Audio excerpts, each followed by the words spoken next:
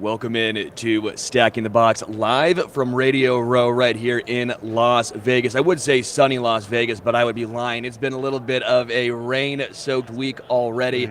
Sterling Holmes, my guy Malcom over here. Malcom, how are you? I'm awesome, Sterling.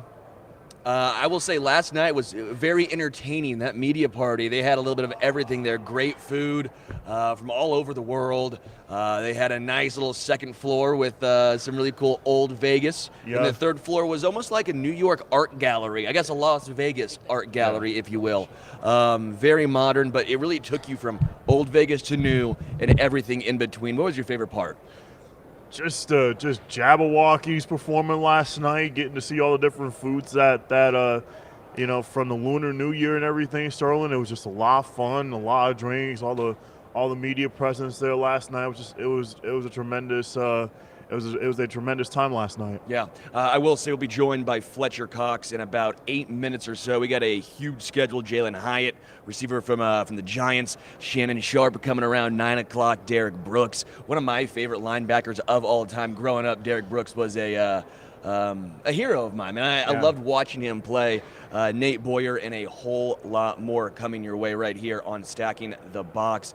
Again, going back to last night, though, man, that was really, really fun. I want to give a huge shout out to the city of Las Vegas hosting a great media party. This is my first time in Vegas, first time on Radio Row, first time covering a Super Bowl. No idea what to expect, right? And you get out there, and it's just it's glorious, man. Was that the Grand Prix? Where they set the Grand Prix up? Yes, it was at the Grand Prix, Sterling. Man, I'm telling you that you were able to get your photo with all the different cars, and they had a go-kart racing last night. I mean, you get to play on go-karts and things like that nature. Did you hop on that? I hopped on it last night. It was a lot of fun. They had zip lining last night as well. Wait, where was the zip line? No, there wasn't no zip line. Oh, okay. I thought there was, but there wasn't.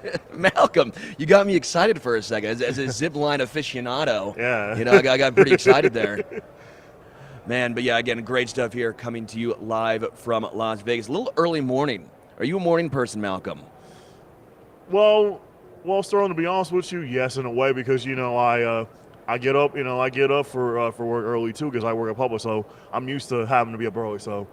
Oh, I didn't know that. I didn't know you make the best subs ever. Pub subs, dude. Yeah, we made the best pub subs, and Pubs is a great place to work. I've been there for 2 years, and gonna be 3 years in September. So it's gonna be really. I'm really excited to, I'm hyped up for all these interviews today. I'm gonna bring that positive energy today, and looking forward to it. Who's one of your favorite people we're talking to this morning? Who are you looking forward to maybe the most?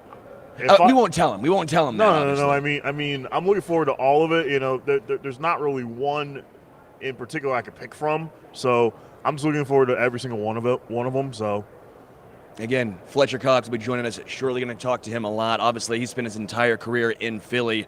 I think I have to bring up the fact that because of Fletcher, he was on that Super Bowl winning team. Right. I lived in Philly. First year I moved there, they won the Super Bowl. I did get a crush of beer, allegedly. Come on now, allegedly I crushed a beer at City Hall in Philadelphia. Woo. Allegedly. I did see, man, those fans, they get after it. I'm not going to lie. Like, Chiefs fans, I think we're a little more responsible. Like, I think we're pretty rowdy too, right? Right. But we're a little more responsible. Eagles fans, but Buffalo Bills fans, there's no regard. Niners fans, you could say Niners fans as well too. How are Niners fans? Are they more reserved? Or are they pretty pretty wild too? I would say the Niners are are more wild a little bit too. They're not up there with like the Eagles or Chiefs, Seahawks. Seahawks, yeah, they have a lot. 12th man up in Seattle. They're very raucous and loud. It's a very tough place to get a win on the road as a team in the NFL. So. You could say Seattle's up there too. Yeah. What's funny is just being here again, just on Radio Row, you'll see a lot of former players walking by. Yeah. And it's wild to see how big they are. Like Cam Newton walked by earlier today, this morning when I was walking down, and you're just taken aback that you're like, that is a starting quarterback. That's not a defensive lineman. That's not a linebacker. I know he's one of the bigger quarterbacks, obviously, who played in NFL history. Right. But when you watch him, how can a man that size move the way he did? Right. And it makes me also very glad I never had to tackle him. Wouldn't go well for me. No, it wouldn't, Sterling. No, it wouldn't. Malcom, you're supposed to hype me up, say maybe a little bit. Maybe a little bit. Sterling. Go for the legs. Yeah. Go for the legs. What's been your favorite part of Vegas so far, Malcom? Honestly, Sterling, I mean, it's only been, 3 days? We're 3 days in, so I would just have to say the media part was my favorite part last night, honestly, and then opening night on Monday night was awesome as well, and so I would have to say those have been my two favorite parts so far up to this point. Yeah, I'll say what's not my favorite part, and that is the roulette table. As Hunter knows, he was the responsible guy. Everyone went to bed, and I go, you know what? I'm in Vegas. I'm hitting the roulette table. 3 times on black, 3 straight losses. And I realized that's on me. Okay, that's on me. I'm a Chiefs guy. I cover the Chiefs a lot, right? Right. Should have put it on red. What am I doing here? Right. But if you guys want to bet and do better than me, make sure you sign up for Caesars Sportsbook. Make sure you get your first bet with them for the big game. New customers will get a second chance. Bet up to $1,000 when signing up with our promo code ARROW1000. That means if your first bet loses, you will get your full wager returned as a bonus bet up to $1,000. Caesars offers daily profit boosts as well as Caesars rewards credits on every wager, which can be redeemed for bonuses, sports tickets, and other VIP experiences. Signing up with our code ARROW1000 not only covers your first bet, but also gets you access to their fantastic rewards program. If you're looking to join Caesars Sportsbook, go download the app and register with our promo code ARROW1000 and make sure your first bet is covered. This offer is only available to new customers who are 21 plus and physically present in legal gambling states. Please remember to always gamble responsibly. Check the episode description for the full terms of the offer to see if you qualify. Good time. Great time. Fletcher Cox joining us right now. Fletcher Cox joining us right now. Yes, sir. What's going on? How y'all doing? Awesome, Fletcher. Great. Good. I'm doing good, man. Happy to be here. Thanks for having me. Of course, I will say, huge shout out to Tide. Life is as busy as it gets during the season, and Tide is there to help you out. Talk about your little sponsorship, what you're doing here with Tide. Well, we all know earlier, right before training camp, I had the opportunity to do obviously a commercial with them and, a big sponsorship with Tide. And, obviously the commercial is fun. It's about tackling, obviously in the pile. It don't matter if it's tackle pod, tackling, the pile in your house, keeping everything clean. And, and that relationship has grown. So I'm here today, like I said, on behalf of Todd, and still happy to support him. Awesome. Malcom, you got it here. Thanks, Sterling. So, Fletcher, you played in Philadelphia your whole career. Tell me why Eagle fans are so crazy. What gets them fired up? Just talk about that for a moment. I wouldn't say crazy, but I would use the word more passionate, right? Yeah. They're passionate about their sports. They love all of their sports teams, whether it's hockey, baseball, basketball, the Eagles. And the best thing about Philly, about the Eagles and our fans is if you've ever been to Philly, all the stadiums are right there, right? So it just makes it that much more better. And that's the part that, our fans are really, really passionate about it. I will say I lived in Philly for 3 years. First year I moved there, y'all won the Super Bowl, so I want to say thank you for letting me celebrate down there. Had a fun little story. I allegedly drank a beer at City Hall because of you guys, so thank you for that one. Yes, sir. But yeah, little few Philly questions here. Favorite cheesesteak? Man, there's a few. I mean, I normally go to Ishkabibbles. Ishkabibbles is a right spot. South. Yeah. Pastor Gino's. Oh man. I mean, but they're both good. Yeah. But our tourists, most tourists, that's all they know about is Passanginos. Mm-hmm. A place that everybody forget is Angelo's. Gyms. Obviously, gyms had a big fire, so I think they may be up back and going, but I doubt it. So you got the couple good spots. You got to kind of go, into South Street and a couple rough spots to get a good cheesesteak. What have you seen out of Jalin Carter this season, Fletcher? What's impressed you most about him? I mean, he's special, right? We all know how athletic he is. We know the kid is obviously, I wouldn't say kid, but young man. He's obviously he's got the talent to be really, really good. He just, it's just all young guys. I was a young guy before, and still putting it together, right? He's still figuring things out. Still learning how to be a pro, and those things showed up later in the season. You saw him around the building taking care of himself and doing the right things to become a pro. Obviously, it's very difficult when you go to a Super Bowl, winning a Super Bowl, but just getting there, there's 3 extra games, 4 extra games. It adds a lot to your season, right? What is it like when you try and bounce back the next year? How much of a toll does that actually take? It's no easy task at all because, you still have to, win or lose, right? I've been on both sides, and, I've been on the winning side where, that following season we weren't so good, but we still made the playoffs. Yeah. Right. We made it to the divisional round. We fought and stretched our way back in. And then, like I said, I've been on the losing side where last year we lost, and we start the season 10-1. Things kind of not they didn't go the way we thought it would, but it could go either way. And I was just happy to be a part of both sides now, and so. Never want to be on the losing side again, and you appreciate getting there because it's hard. Yeah. What has Jason Kelce meant to Philadelphia? As a whole, to the city, and to the franchise for the Eagles. Like, what has he meant to you guys? I mean, I think he could probably run for the mayor of Philly right now. He'd probably get voted right in. That's what he's mean to that city. Throws on a mummer's outfit, right? Yeah, I think he could run for the mayor tomorrow, today. It don't matter. On any day that ends in Y, I promise you, he probably get elected mayor. But Kelce just means so much. I've been with him, and obviously my 12 years. In playing in Philly, and the biggest thing about him is the way he respects the game. We both respect the game. We both try to play the game the right way, and that's going out and just giving it your all, and then the respect and leadership that we have from each other, for each other, and things like that goes a long way. What does the future hold for you personally? What are expectations next year? Yeah, Here you go. Here you go. There you go. If you don't want to, I get it. Nah, man, just taking it day by day. No decisions have been made for me, and I'm just taking it day by day, and wherever it falls, it falls. So I'm just taking it day by day, and and definitely happy to be playing in Philly this year. It was definitely fun. Yeah. All right, Fletcher, I got another one for you. You did high jump and the 4x100 meter relay in high school. Athlete. Did we miss the Fletcher Cox as a running back experience? I never had that experience. I was on a 4x1 team. I was fast too. I was the second leg, so there you go. I did a little high jump. Those sports just keep me busy, man. But obviously, keep me busy during the springtime because I didn't play baseball. Right. I played football, basketball, and ran track. So those are my 3 things. And we definitely didn't miss me toting the rock. So I play O-line, D-line, and some situations, I'll get a tight end and do some blocking. But that's about it, man. That's it for me. What is it like seeing Javon Hargrave, obviously a former teammate right now, in this Super Bowl?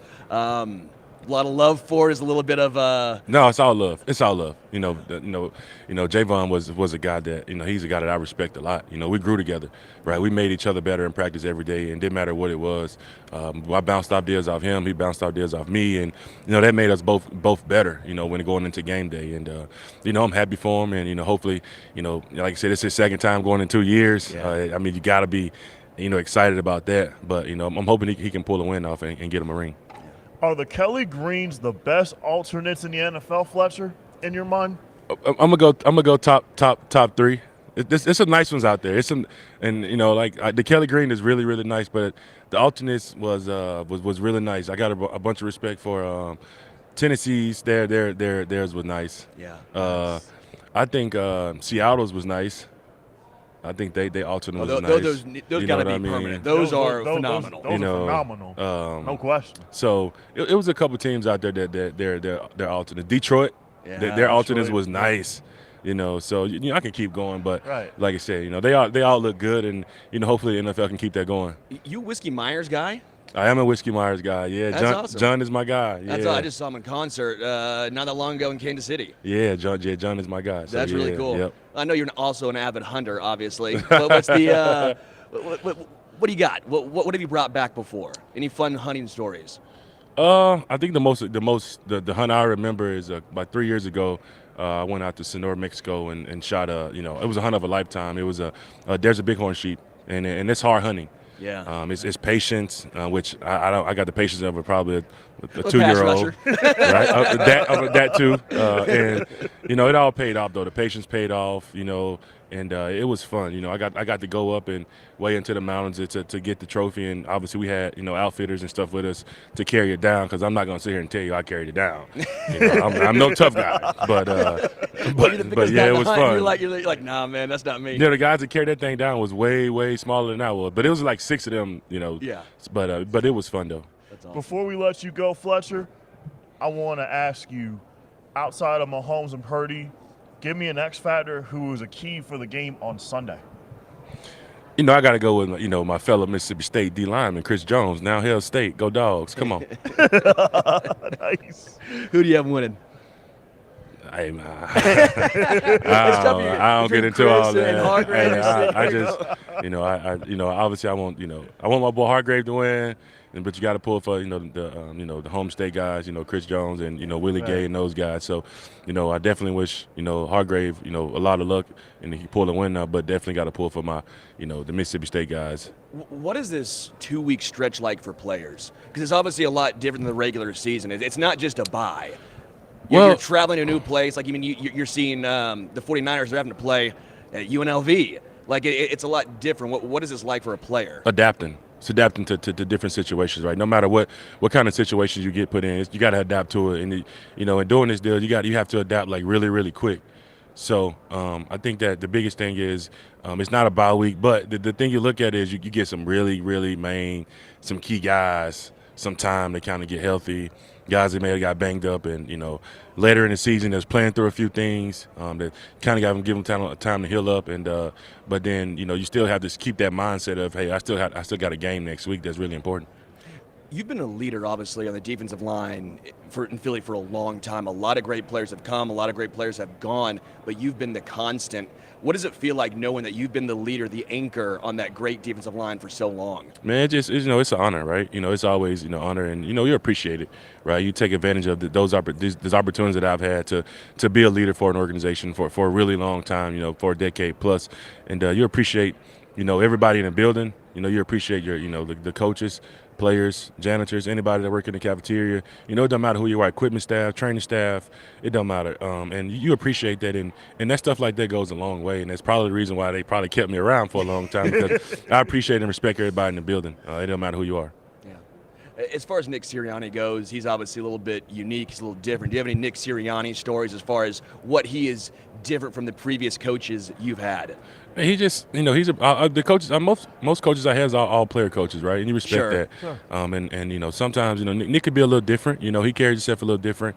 He carries himself, in a way that I'm a player, so I like the way that he carries himself. Yeah. He carries himself with confidence, with swag. And believing in his team. He want to go out and dominate. Every single week. It don't matter who we're playing, and sometimes you get hit in the mouth, but his next message is always, hey, you're gonna get hit in the mouth, but you got to respond. And his message is always, how do we get better as a team, individually, and and as an organization. Awesome. Did you have a favorite defensive tackle growing up? Man, there's a few I watch. You know what I'm saying? If there's a couple guys I watch. Obviously I watch Warren Sapp. Obviously I like him. A lot of my pass rush stuff comes from watching him from watching him a whole lot. He was my guy. And then like as I was young in the league, I still watched a lot of the guys that were still younger guys like Gerald McCoy, guys like Sue, and those guys obviously they were before me, and they were dominating. And you have to appreciate, because you got to look at it, those guys played a lot of ball too. Yeah. Fletcher, really do appreciate your time. One more time, what do you got rocking with Tide? Man, just rocking everything with Tide, man. On the field, off the field, tackling piles of laundry. Obviously, as busy as I am, Tide make it easy for me. Hey, I'm a Tide guy too. Hey. Just so you know, I'm a Tide guy. You should be. Yeah. Fletcher, really appreciate it, man. Thank you. Appreciate your time, Fletcher. Thanks so much.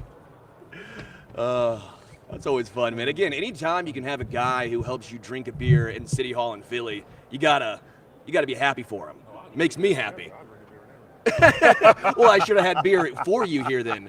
We could have crushed. See, that's my fault. That's on me. I didn't bring the beers. See?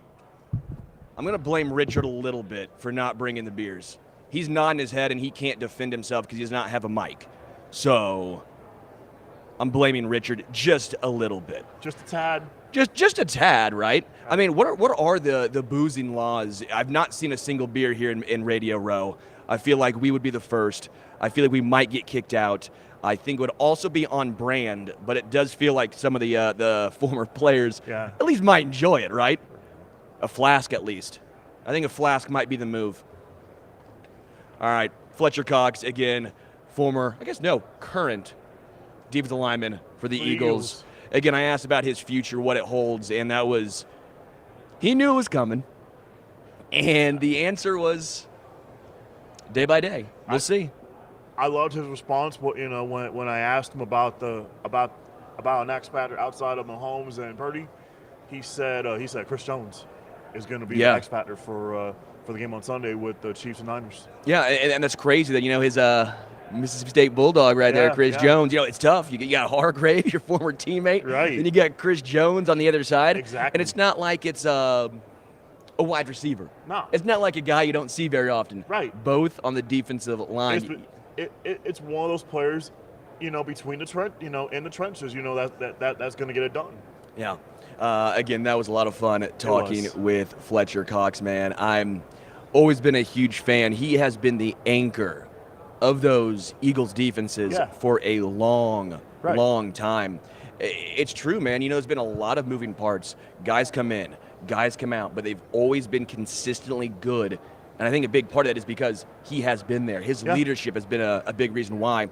I did find it interesting. He was rocking that Whiskey Myers sweatshirt. So I had to ask. I'm a huge fan of Whiskey Myers. Whiskey Myers is one of my, honestly, favorite musicians. That band is very talented. And it was cool. Was that the first time, you've seen Whiskey Myers? I have seen them maybe twice now, twice now. And I saw them a couple months ago out there in Kansas City. They put on just a phenomenal show. Nice. So I was always intrigued to see, what do these foreign players listen to? What do they like? Yeah. Whiskey Myers, little Southern rock. Again, Mississippi guy. It's got to be Southern rock. Yeah, it has to be. Absolutely. All right here. A couple questions on the chats. Live up to the AA name and bring the beer. Sterling would have plenty of Arrow Red Lager handy for these guys. That's true. Yeah. As Richard spreads butter on a bagel? Is that butter on a bagel? That's not cream cheese, is it? That's cream cheese. It's cream cheese. I'm not going to lie. I'm a little jealous. David says, go Chiefs. Let's get number 2 of a three-peat. Hey, man. David, I'm with you, but let's pump the brakes a little. They got to get number 2 before you get 3. Don't put the cart before the horse. Yeah, don't count the chickens before they hatch. Any more good idioms do you think we can come up with for that or no? I think that's enough. That's enough idioms? That's enough idioms there, Sterling. That should be good enough. Jesus Perez says Cocoa Crisp, as in the former center fielder? Correct. I appreciate the love for Cocoa Crisp in the chat, but I'm a little befuddled by that one. We are trying to get Cocoa Crisp? Oh, Hunter, don't play with me, okay? This is literally Anchorman. You put something in front, you tell me something, I'm gonna say it, okay? Keep it PG-13. Yeah. And then one here from Phantom says, asked Fletcher Cox about how the field conditions affect play. Phantom, I wasn't going to ask that. Yeah. I wasn't going to try and stir the pot. He's a very large man. Yeah. Fletcher is. Yeah. No, I'm not going to have him get upset with me and ask about. No, I'm not going to try to ask that either. I'm trying to not. You're not trying to get, Yeah. Not trying to upset the man. Right. Not trying to upset. Again, we will be joined by Jalin Hyatt. Not trying to poke the bear. You know what they say. Don't poke the bear. Which I think Niners fans kind of did opening night in regards to poking Travis and Mahomes. Right. Exactly. No, Hunter, they weren't just supposed to cheer, but you poke the bear. It's petty Pat. Yeah. It's what happens. Right. Hey, keep it down from the peanut gallery over there, which is 4 feet away from me as you eat a delicious bagel. Yeah, Malcom and I are eyeing those bad boys. Yeah, I know we are. We're looking at them. You want me to eat on air, Hunter? It'd be Bad News Bears. I'm good right now. Thank you. I do appreciate it. Jake, it says, blazer is clean. Sterling, don't worry, baby. It's full suit. Full suit. Yeah. I would show you more, but I got to charge for that. I also am rocking the roulette cufflinks. Nice. Roulette. Since we're in Vegas, Malcolm, I thought that was a good omen. I'm digging. You can play him too. Look, you can play. Yeah, I'm digging it. You throw it around. Black or red? What do you think? I'm going red. I don't see what that is. What is that? Black or red? That looks like red to me. That's a winner. Yeah, that's a winner. Go Chiefs. Dinner. Just like last night. Yep. Comes up red, and just like last night, I lost. It's all good. It's all good, sir. Don't worry about it. It's all good. All right, going and looking ahead at the game coming up on Sunday. We've talked a little bit about this, obviously. Yeah. Again, I'm a little intrigued just talking after with Fletcher Cox what the defensive line's going to do. Yeah. When I'm looking at the 49ers, obviously Nick Bosa. Right. You have Javon Hargrave. You have Eric Armstead. You have Trey Greenlaw. You have Dre Greenlaw. You have Chase Young. And with Chase Young, I think he's going to be the X factor.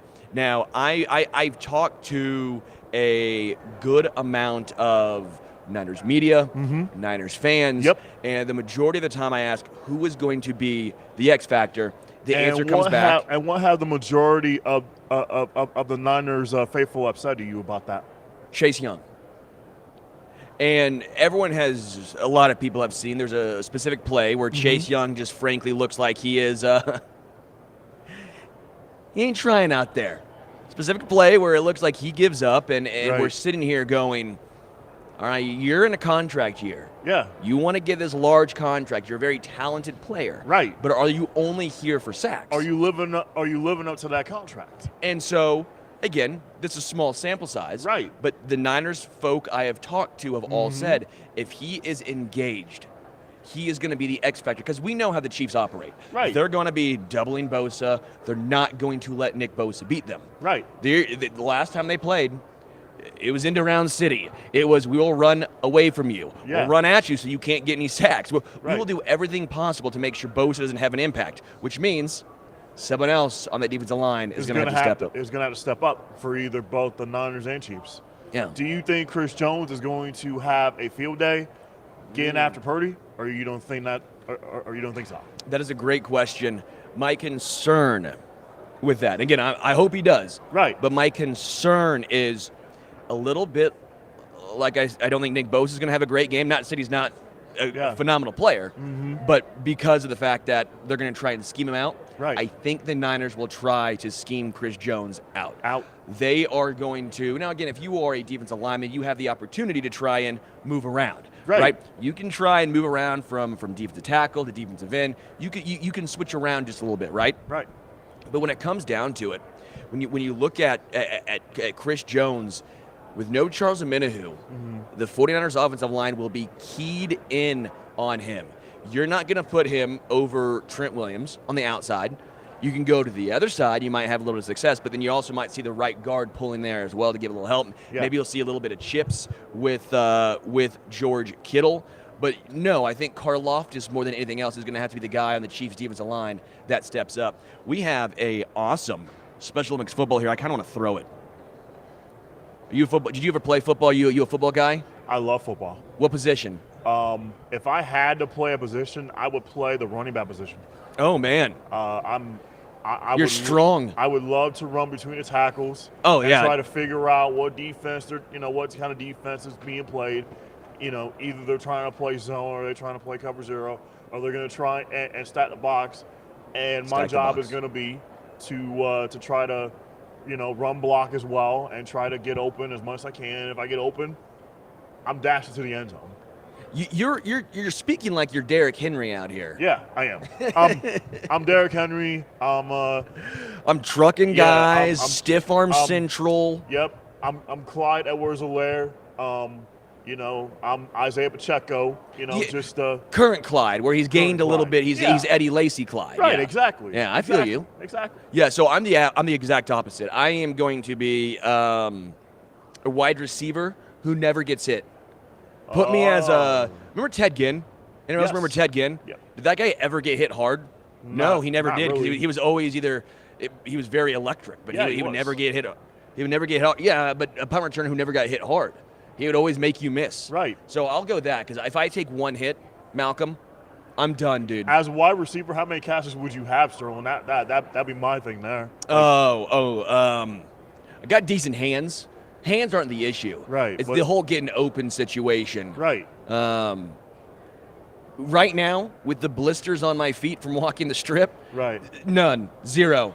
My- You could put who could you? A sumo wrestler Right. would lock me down right now. Exactly. Have you seen My 600-Pound Life? That show ever? Yes, I have. Yeah, On those TLC. people. Yes. Those people are locking me down right now. I ain't moving.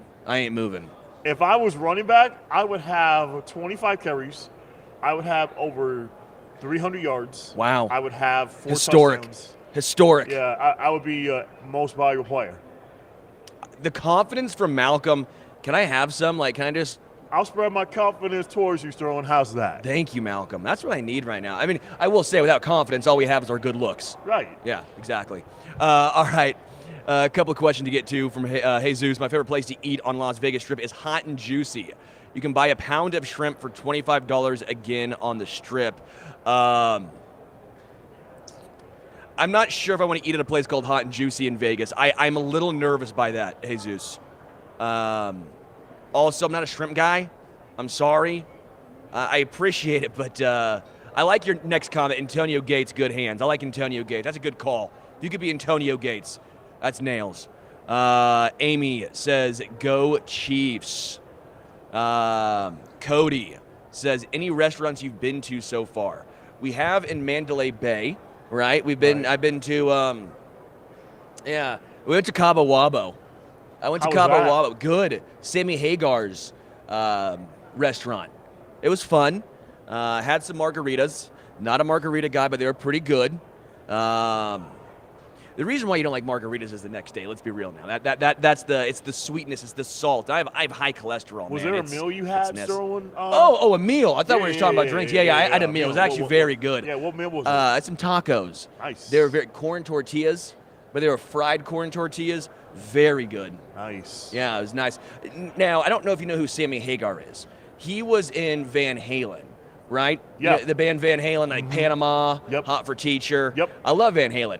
But David Lee Roth was the original singer. Right. And I was nervous that if Sammy Hagar came, I had to lie and say, you know what, Sammy, I actually like your version of Van Halen better. I'd be lying, of course. But, I got to try and pump him up. Gotta have that energy, of course. Yeah. Both had good solo careers. But, yeah, Cabo Wabo was fun. Your favorite restaurant? Have you been to anyone's around here? My favorite would have to be In-N-Out. Yeah, In-N-Out Burger. I love In-N-Out Burger. It's dynamic. The burgers are just juicy, flame broiled, everything, top notch. That would be my favorite Las Vegas restaurant. Yeah, you're right, man. No, honestly, and the price is nails. If you walk around Vegas, In-N-Out's a good deal. Yeah. I'm not going to lie. The producers over here, Richard and Hunter, said no to me getting In-N-Out the other day. In fairness, I was going to miss a bus, and I was going to have to walk more on blistered feet, so they were smart. Woozy Guy asked, any fangirling over anyone that's walked by the table that you aren't interviewing? Not yet. It's a little early for that yet, I think. Still kind of early on in the game. Still early. Yeah. If I see Jim Rome, you will see me. If anyone's seen Wayne's World, Wayne's World, the whole we're not worthy, we suck thing. That's going to be me with Jim Rome, I think. Wayne's World was a great movie back in the 90s with Dana Carvey and Mike Myers. Yeah, great movie. Great movie. Yeah, one of my favorite. They're all asking you, Malcolm, animal fries. I think they all agree with you, too. They're all saying, In-N-Out's a good spot here. Yeah. Animal fries? Animal style, I mean? Yeah, animal style, absolutely. Yeah. I would have to go something gamey, something like a rhino or something like that, something like that. You know what? I think I'd agree with you, Malcolm. Yeah, something like rhino. I think I'd agree with you. Yeah, something gamey, something chewy and gamey. That's how I look. That's how I like my, my type of animal. Again, Sterling Holmes here with Malcom. We are here unified with Fansided and Special Olympics. Man, it's a fun time here on Radio Row. It is. Everything's starting to pick up. It's been wonderful so far, and we're just getting started. Just getting started. Jalin Hyatt again at 8:45. Shannon Sharp at 9 o'clock. Derek Brooks, 9:15. Nate Boyer, 9:30. Puka Nacua, 9:45. And Michael Penix at 10. Michael Penix at 10. Where do you think Michael Penix is? Where's he landing? Ooh, if I had to say where Michael Penix Jr. is going to land, it has to be a team that that he'll start in a couple of years or right away, where he could just get his feet in, learn from the starting quarterback that's already there on that team. If I had to say a team, I would have to say Carolina. The Panthers would They just drafted Bryce Young, though. Right, but he'll be drafted by Carolina. He'll learn behind Bryce Young. Coach Dave Canales, will develop him in a couple of years. Bryce Young is already a starter, but if Bryce Young struggles, maybe Michael Penix Jr. Can step in right away and actually lead the Panthers, back to respectability. Do I see him making a playoff run? Nah, because it's a couple of years. Malcom, this is bold, by the way. Yeah, this is a bold take. I'm being bold because I don't think Carolina is that team that's going to make a playoff run this upcoming season. So it's going to be at least a couple of years. Yeah. Give or take. With developing Bryce Young and getting his feet comfortable and setting his feet, and just being able to make that throw. He's so small, and the thing that Bryce Young has to learn to do is just set his feet when he's making those plays. Set your feet and be able to throw the ball down the field. Yeah, I'm with you. I think what we really need, though, is Richard to stand in front of the screen. Yeah, he's looking around. His shirt is electric right now. Richard's shirt is. His shirt looks like the third floor of the media party last night, and I can't even describe it. It looks like if. It's amazing. I can't even describe it. I'm at a loss for words. He's telling me to move on. He doesn't want me to talk about his shirt anymore. He gets a little nervous, I think. No? You don't want to talk about it, Richard? It's great radio. It's great radio, though. We're waiting for Jalin Hyatt. Yeah, we're waiting for Jalin Hyatt. We're waiting for Jalin. Yeah. Yeah. Okay, he's coming. He's coming. He's coming. This is about to be strong. Everyone buckle in. Fasten your seatbelts. Fasten your seatbelts. Look at that. That is glorious. What even is it? Look at that. Rich is just styling and profiling with the shirt. I mean, that's just phenomenal. Yeah. Do you always hit on 16 on the tables? No, it depends, and I always lose. I would not take any betting advice from me. That is not what I'm here for. If you take betting advice from me, you shouldn't do it. But what you should do is go to Caesars. Go to Caesars, download the app, and use our code. It is in the description. That is what you should do. Also, Jalin Hyatt's brought to us by World of Hyatt. What a great sponsor. Yeah. I mean, seriously, just the last name combo. I'll ask you the same question you asked me, Sterling. Where does Michael Penix go in your mind? Oh man. If okay, you're in the NFL draft. Yeah. And you were in that draft room with Michael Penix. Where would Michael Penix go in your mind? Ooh, that's a good question. Mid first round's probably where he's getting drafted, right? I think he was a top 10 guy, and then you saw that game in the national championship game. Yeah, and, against Michigan. And it was a struggle, man. I mean, and it was, but he looked great the previous game against Texas, and dropping the bucket. When you watch that game against Michigan, I feel bad, but I wonder how much that is going to drop his stock. Now, I don't think it's going to drop his stock a ton. Right. It's one game sample size, but I do think there might be a couple of teams that say, we saw that against top echelon competition. Can he do that in the NFL? So which team would you would you say he would land? That's I think the Raiders are a decent landing spot depending on where they view Aiden O'Connell. Yeah. Now, Aiden O'Connell had a fine year last year. Yeah. Right? And maybe the Raiders are trying to build around Aiden. Right. You're looking around a couple of the other teams right now. I think Seattle's probably sticking with Geno Smith another year, but if you want, again, a guy who can go to a team to learn, and again, I think that's the best way of doing it. We saw it with Patrick Mahomes. You've seen it throughout. I mean, look at Jordan Love. Yeah. Allowing Jordan Love to sit behind Rodgers sitting behind Favre. I mean, I think sometimes guys get put into bad situations early in their career. They're forced to start, and then all of a sudden they completely lose all sort of confidence, and it just snowballs from there. So I think if Michael Penix can go to a spot where he can learn a year, that might be best for him and his career going forward. So I think a team like Seattle, learning behind Geno for a year, might be a good spot. That's not a bad segue at all. I actually like that. You know, like I said with Carolina. I mean, I know Bryce Young has already started, but you know, if you can draft Michael Penix, if you're Carolina, you know, you learn behind Bryce Young for a year or two. Dave Canales can develop him. Once he develops him, he can also just get feet wet.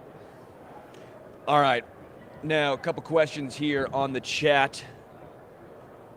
Let's see here. Have you guys gone to the top of the Paris Eiffel Tower in Vegas? No, I have not, but I have heard a few Elvis impersonators. One was incredible last night, and one was sad. One was sad. Yeah, another good point from Sean here. Brady sitting behind Bledsoe. You know, another reason why you sit a quarterback behind a starter for a year or two, just to, again, get your feet wet, learn the intricacies. Because, again, in college, this is what I've always been told. Mm-hmm.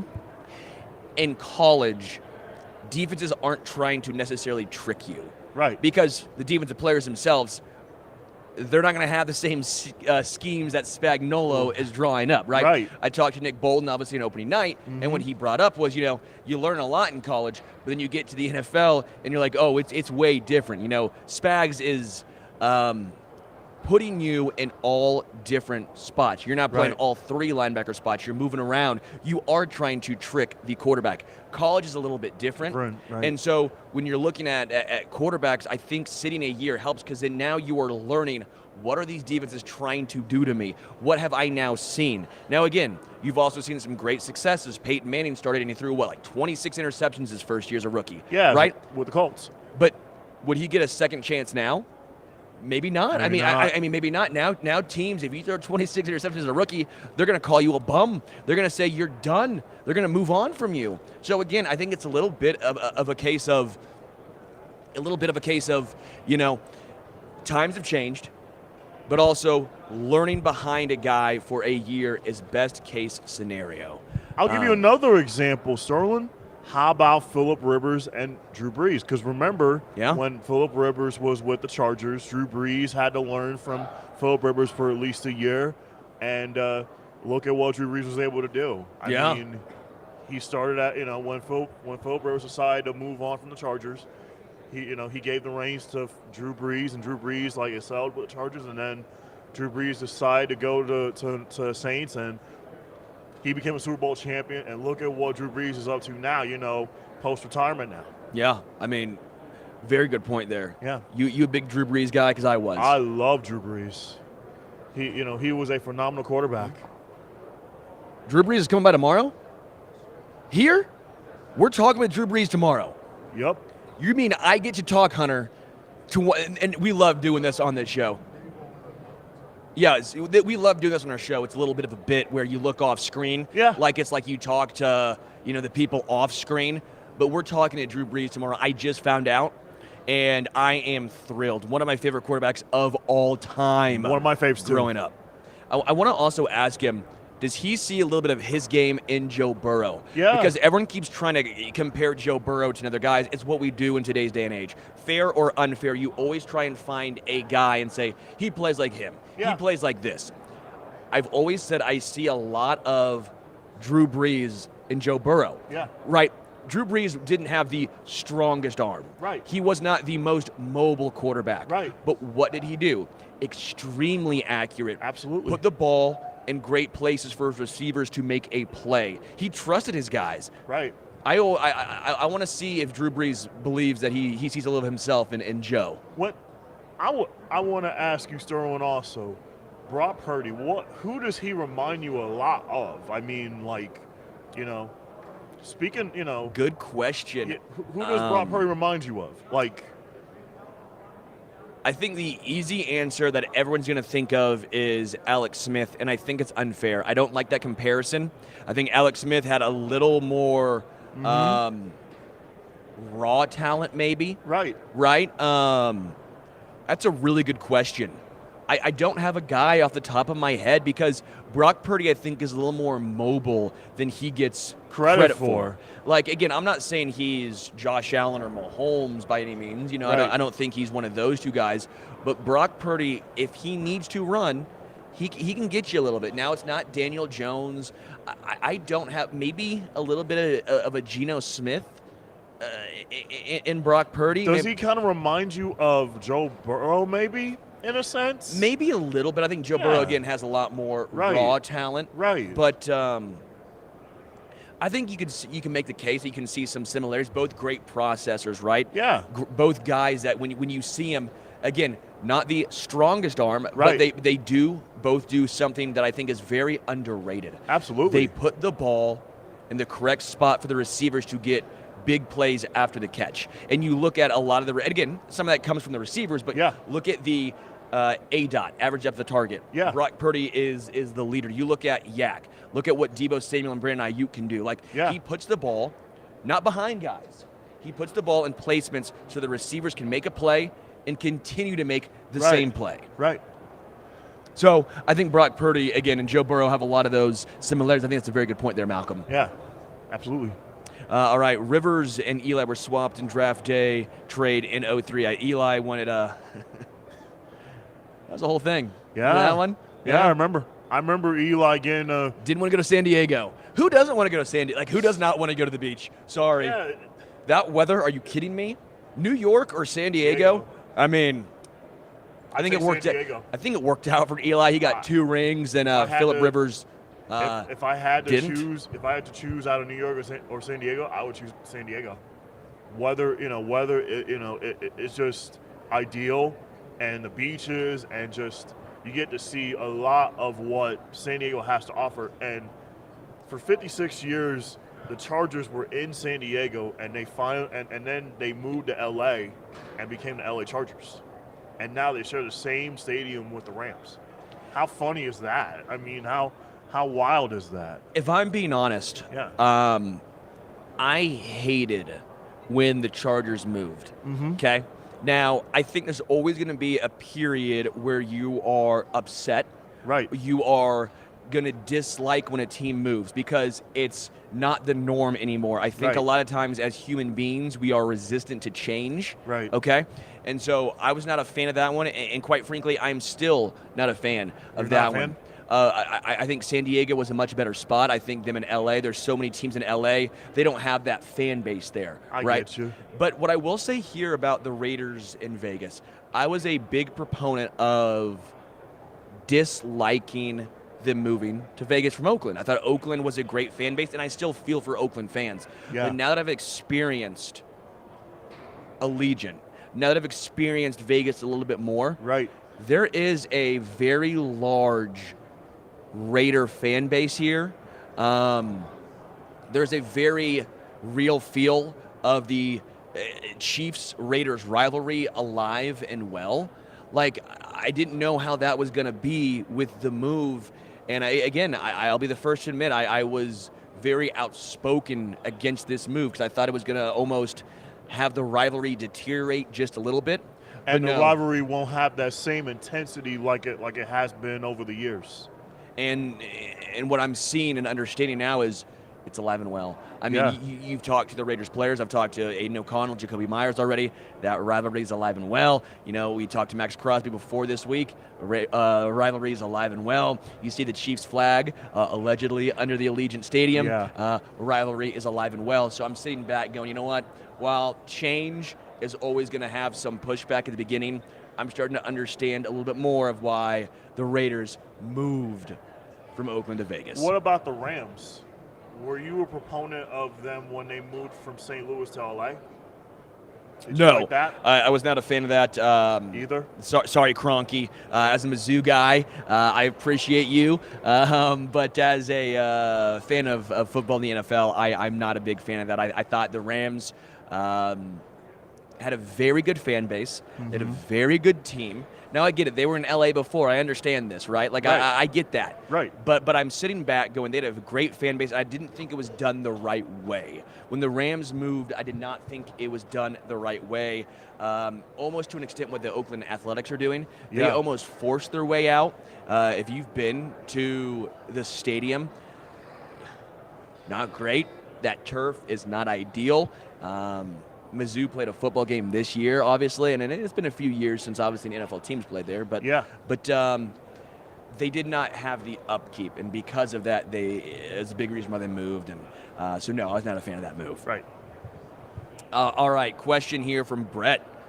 Brett says, is Brock Purdy as effective in 2023 in an offense that is not the 49ers? Now, Brett, I don't disagree with that premise, and that's one that I've made a couple times in regards to him being the MVP. But what I will say is, what is he supposed to do? Like, what is Brett supposed to, not Brett, what is Brock supposed to do? Not use his weapons? It's the same reason why I was not a fan of when people would knock Mahomes for having Tyreek Hill and Travis Kelce. Right, they'd say, well, of course Mahomes is good. He's got these two great guys. And now we obviously know Mahomes is still Mahomes. Yeah. But at the time I go, what do you want him to do? Not throw to Tyreek and instead throw to DeMarcus Robinson? Right. No. You use your no. weapons. And again, if Brock Purdy was in Carolina, no, he would not be as good. But same time, he's using what he has. And Yeah, I can't knock a guy for that. Brock Purdy's using his weapons, at his disposal that he has. I mean, you can't really fault what Purdy's trying to do. I mean, it's just one of those things. I mean, he's managing the game like he's supposed to under Coach Kyle Shanahan. So you got to give him that. Give him credit for that. I mean, you shouldn't really knock Purdy hard for that, honestly. No. All right, a couple comments to get to. Will the A's move to Vegas? I don't know. I need to do more research. Last I checked, they were, and then I saw a report recently that said maybe the A's should try to stay in Oakland. That'll be when the football season ends. More of an update from me to you guys. Mark says my birthday is Super Bowl Sunday. Be a great present for them to go back-to-back. Mark, I'll be rooting for you, man. Chiefs go back-to-back. I will be thrilled for you. We're being joined now by Jalin Hyatt, receiver for the New York Giants. How y'all doing? Jalen? I'm doing good. Can't complain. By the way, Jalin Hyatt is brought to you by Hyatt. You guys probably saw the NIL deal last year. I mean, obviously it made too much sense not to have it. Can you talk about your partnership with World of Hyatt?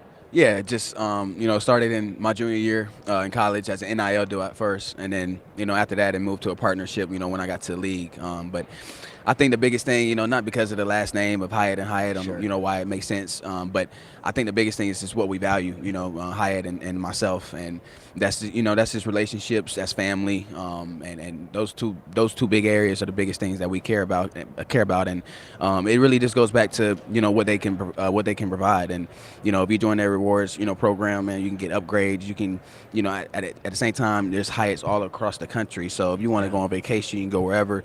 Not only that, I'm going with my family to Mexico soon. And I'm jealous. Oh man. yeah, man, Wow. I can't wait. Yeah, I can't wait. I can't wait. So we're gonna go out there, stay at one of the resorts of Hyatt, one of the Hyatt resorts out there. So it's gonna be fun. But I think the biggest thing about this partnership is just the two things that we value, and that's family and relationships, and that's the biggest thing about it. Speaking of NIL, Jalin, what advice would you have for those college athletes utilizing the NIL situation. Like, Yeah. share a little bit about that. Yeah, I think the biggest thing, if you're a young athlete and you get an NIL and trying to do partnerships, you got to make sure it makes sense. I think that's the biggest thing. Make sure it makes sense.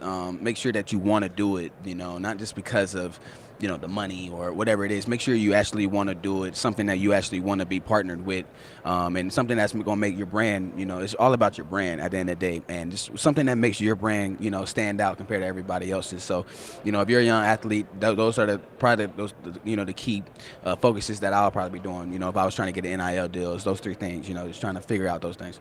What was the biggest difference, the biggest obstacle for you going from college to the NFL? What was that transition like?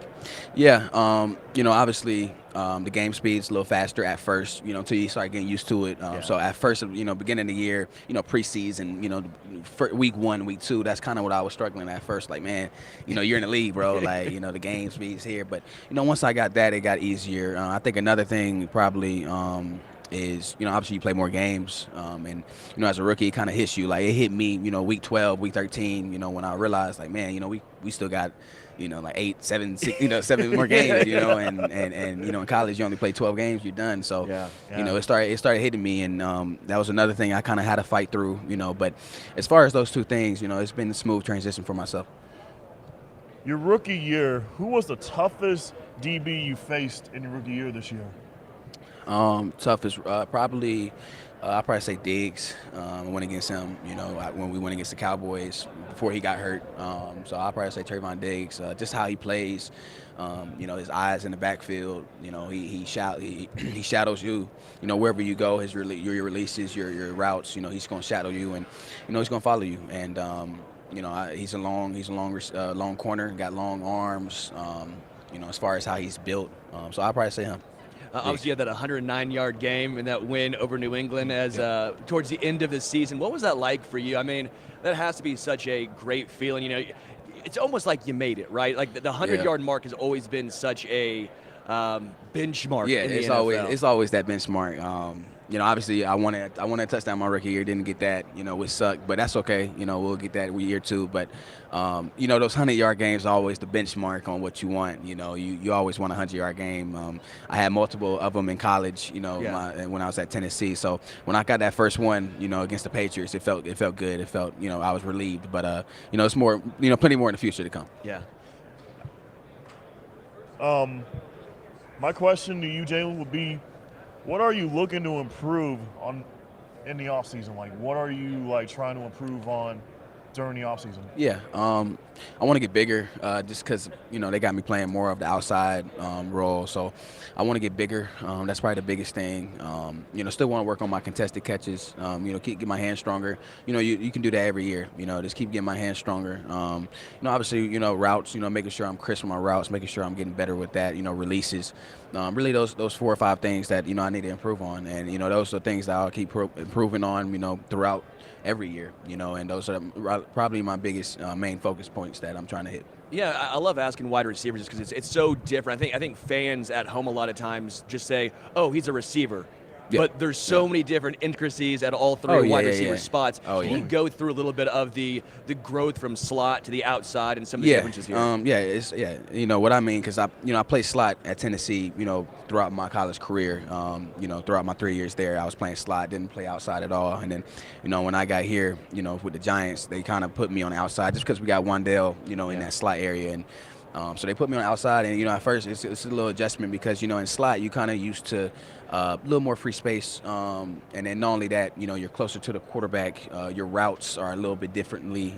You have more routes as far as in the slot because you have, you're more in the open space. When you're on the outside, you have the sideline. That defenders can push you to, where they can use that as their help. Not only that, your routes are a little different. Not only that, you see more press. You see more press man and. The safeties over top can help on you. So it's a whole bunch of things that, it can affect you, from a slot to the outside receiver. And for myself, I played outside before, so I'm not saying I never played it. I played outside before in high school. So for me, it was just a little bit of adjustment. But now knowing, okay, this is probably where they're going to put me. This is probably where I'm going to be at. Finally learning that, it'll be an easier transition for myself in year 2. So, yeah. Who were your favorite players growing up, Jalin? Yeah, favorite players. Obviously I was a big OBJ fan when he was with the Giants. Stephon Diggs fan. I'm a Justin Jefferson fan, CD, really all those guys that's balling, I'm a big Deshaun Jackson fan. I really admire his game. And, at the same time, I try to, I know he has, what he does, but I try to play, not mimic my game out of him, but, I try to do the same things. And we kind of have the same body type, same, length as far as arms, and, how we run is kind of the same. So that's another, obviously, athlete or receiver that I love to watch, when he was playing. So This is really interesting. A lot of guys your age I've talked to, they almost always say Deshaun Jackson is one of the guys they looked up to, a guy that if you ask, like, who's in your Mount Rushmore of receivers, Deshaun Jackson a lot of time ends up on that top 4. What is it about a lot of, I guess, just your generation of receivers that look up to Deshaun? I think it's I think when you look at his game, and, obviously you can look and be like, man, he's fast, he's fast, but it's really when you really watch the details of what he does, like, his eyes, when he's running full speed, sometimes he makes defenders believe that he is going until he snaps it down, and then boom, it's a first down right there. It's everything that he does with the ball in his hands, and just how, at the same time, how fast he is. I mean, the dude's fast, I'm fast, he's fast, and, I try to play like him, and not only that, he's a fun player. When he was playing, he was a fun player to watch. He was a exciting player to watch, and, that's what you want to be in the league, so I'm trying to get there. You have a favorite place you've eaten in New York City, Jalin? Ooh, favorite place. I'll probably go with. I was just at this pizza spot before I came out here to Las Vegas. It's on Prince Street in New York. Man, the best pizza they have. Boy, because I'm from South Carolina, so you know what I'm saying. Pizza out there, I be getting Domino's, pizza, the basics. You know what I'm saying, the basics. Nice. But when I got out to New York and I had that's when I knew I never had real pizza. So. Prince Street. Oh, man, that's such a good call. I'm from call. Kansas City, all right? So, Casey, we got barbecue. We're not known for our pizza. I lived in Philly for a few years. I go to New York, and I remember being like, wait a minute. This is so different. Yep. And I was an idiot. I'd go to the bars until like 4 a.m., and I'm getting a slice in between each bar I'm hitting up. I'm like, man, New York ain't too bad after all, I promise you. I promise you. So I'm a Mizzou guy. I went to Mizzou. I'm sorry. I know That's there's okay. a little bit of a rivalry That's here. okay. That's okay. Obviously, you're a Tennessee guy. What was that rivalry like for you? I know it's kind of a budding one now. The past 2 years, obviously, you got the better of Mizzou and a little bit of the whole run of the store. But then this year, you saw Mizzou try and give it back. Yeah, I was watching the game this year when Tennessee played Missouri. And I can just tell. I was like, yeah, Missouri's different this year. I don't know what it was, but they were different this year because, when we played them first year, when we just got hyped that first year, I think it was a blowout, to be honest. It was. I think it was. And then second year, I think we won as well. But third year, when I left, I seen it was something different about Missouri. I think it's y'all quarterback, if I had to believe. Yeah. I think y'all have a good quarterback. But I don't know. I might be wrong. But yeah, as far as rivalries in the SEC, though, man, that's the best thing about it. If you're a recruit, high school player, whatever, like, man, you want to come play in the SEC. You got the best of the best. Not only that, we're bringing more teams in. I think we got Oklahoma and Texas coming in, right? That's going to bring a whole another element to it. Yep. So it's going to be fun, man. The SEC is going to be a fun thing to watch. Even with Saban leaving, it's going to be fun. It's going to be fun. So we're here at Super Bowl 58, getting ready for the Niners and Chiefs. I wanna know about your X factor, and let's talk about the matchup. My X factor is definitely going to be Patrick Mahomes. I'm gonna have him as my X factor. I just think you can't bet against them. I think if the 49ers come out and they do what they did against us when we played them in week 4, week 3, I want to say if they come out, hold the possession of the ball like they do so well, run the ball, keep the possession in their hands, they're a complete team as well. So if they do that, they have a good chance of winning. But the problem is, we're talking about Patrick Mahomes, so I every time I try to bet against him, it never works out. So I just stop doing it, and I just start going with him every time. I just think, I just think you just can't bet against him. I just think Patrick Mahomes. I really believe you go as far as your quarterback in National Football League, and that's what he does, man. He wins games. He goes out there. He hits his targets. He's accurate. I mean, and you see that every game, with him. And not only that, Chiefs have a complete defense as well that I like. And at the same time, I love the 49ers, man. They got Deebo Samuels. They got a lot of guys that, can do what they got to do. But I got to go Chiefs, man, 24-17. Just so you know, there's a lot of Chiefs fans that listen to us right now. They're all going to be man, very happy with I gotta that. go. I gotta go Chiefs. But at the same time, if 49ers do how they came when we played against them, they try to hold the ball, hold the possession of the ball, run the ball. Because I remember when we played them, man, like, bro, we're on the sideline, like, man, when we gonna get the ball? Yeah. Like, when is our offense gonna go out there? They're very good at it, man. They're very talented at it. So, but I gotta go Chiefs though, 24-17. Before I let you go, when it comes down to the transition from Daniel Jones to Tommy DeVito, what's that like as a wide receiver? And what are expectations for next season? Yeah, obviously we have 3 different quarterbacks that we had rotating. When DJ got hurt, we had Tyrod, and Tyrod kind of got hurt, for a couple of weeks. Then we went with Tommy, and all 3 quarterbacks obviously elite. I love all 3 of them, but they all have 3 different. They all have their own things that they love. Their specific plays that they like. So as a receiver, it's a little difficult because you're playing with 3 different quarterbacks and 3 different game plans. So it was a little adjustment for us as well. But man, as far as year 2 for myself, just I'm hoping for a big year 2. Big jump. I just can't wait, man. I'm blessed, and I love it in New York, and I love our fan base, and not only that, our organization. I feel like we have a complete team. We just got to finish, and that's all we got to do. So we'll get there. Well, good luck next year. Good Have luck, fun in New Jalin. York. Have fun in New York. Vegas. Yeah. Appreciate you. Thanks for your time today, Yeah, Jalin. thank you. Again, Jalin Hyatt with World of Hyatt. Man, have some fun in Mexico, man. That's going to be. Yeah, I will. Trust me. I'm jealous right there. Again, Jalin Hyatt, wide receiver for the New York Giants. Thanks, man. Thanks, Appreciate it. Well, everyone listening right there, I mean, that's another Chiefs guy picking Chiefs. Yeah. What do you think about that, Malcolm? So far, so good. I'm interested to see what the rest of the guests have to say. Yeah, I know. I'm just, sometimes they try and you hear the fans and the media talk. Yeah. It's a lot of Niners love, right? Oh, yeah. Lot of them picking the Niners, Yeah, but all of a sudden, it's about split right down the middle. Like 51% of the fans are picking the Niners, and then like 49% is like Chiefs. So it's like so it's it's 50% right down the middle. It's just really tough. yeah. Hunter, I'm going to ask before Shannon Sharp gets here. I'm just going to do it. How do you pronounce this? Okos? Okay, we're going to find out. We're going to find out. We're going to find out the ad, baby. That was fun, though, man. Jalin Hyatt's a good dude. Fun. Yeah, we'll go with one of those. No, but it's fun talking with Jalin, man. I love talking to young wide receivers because I do think there's a massive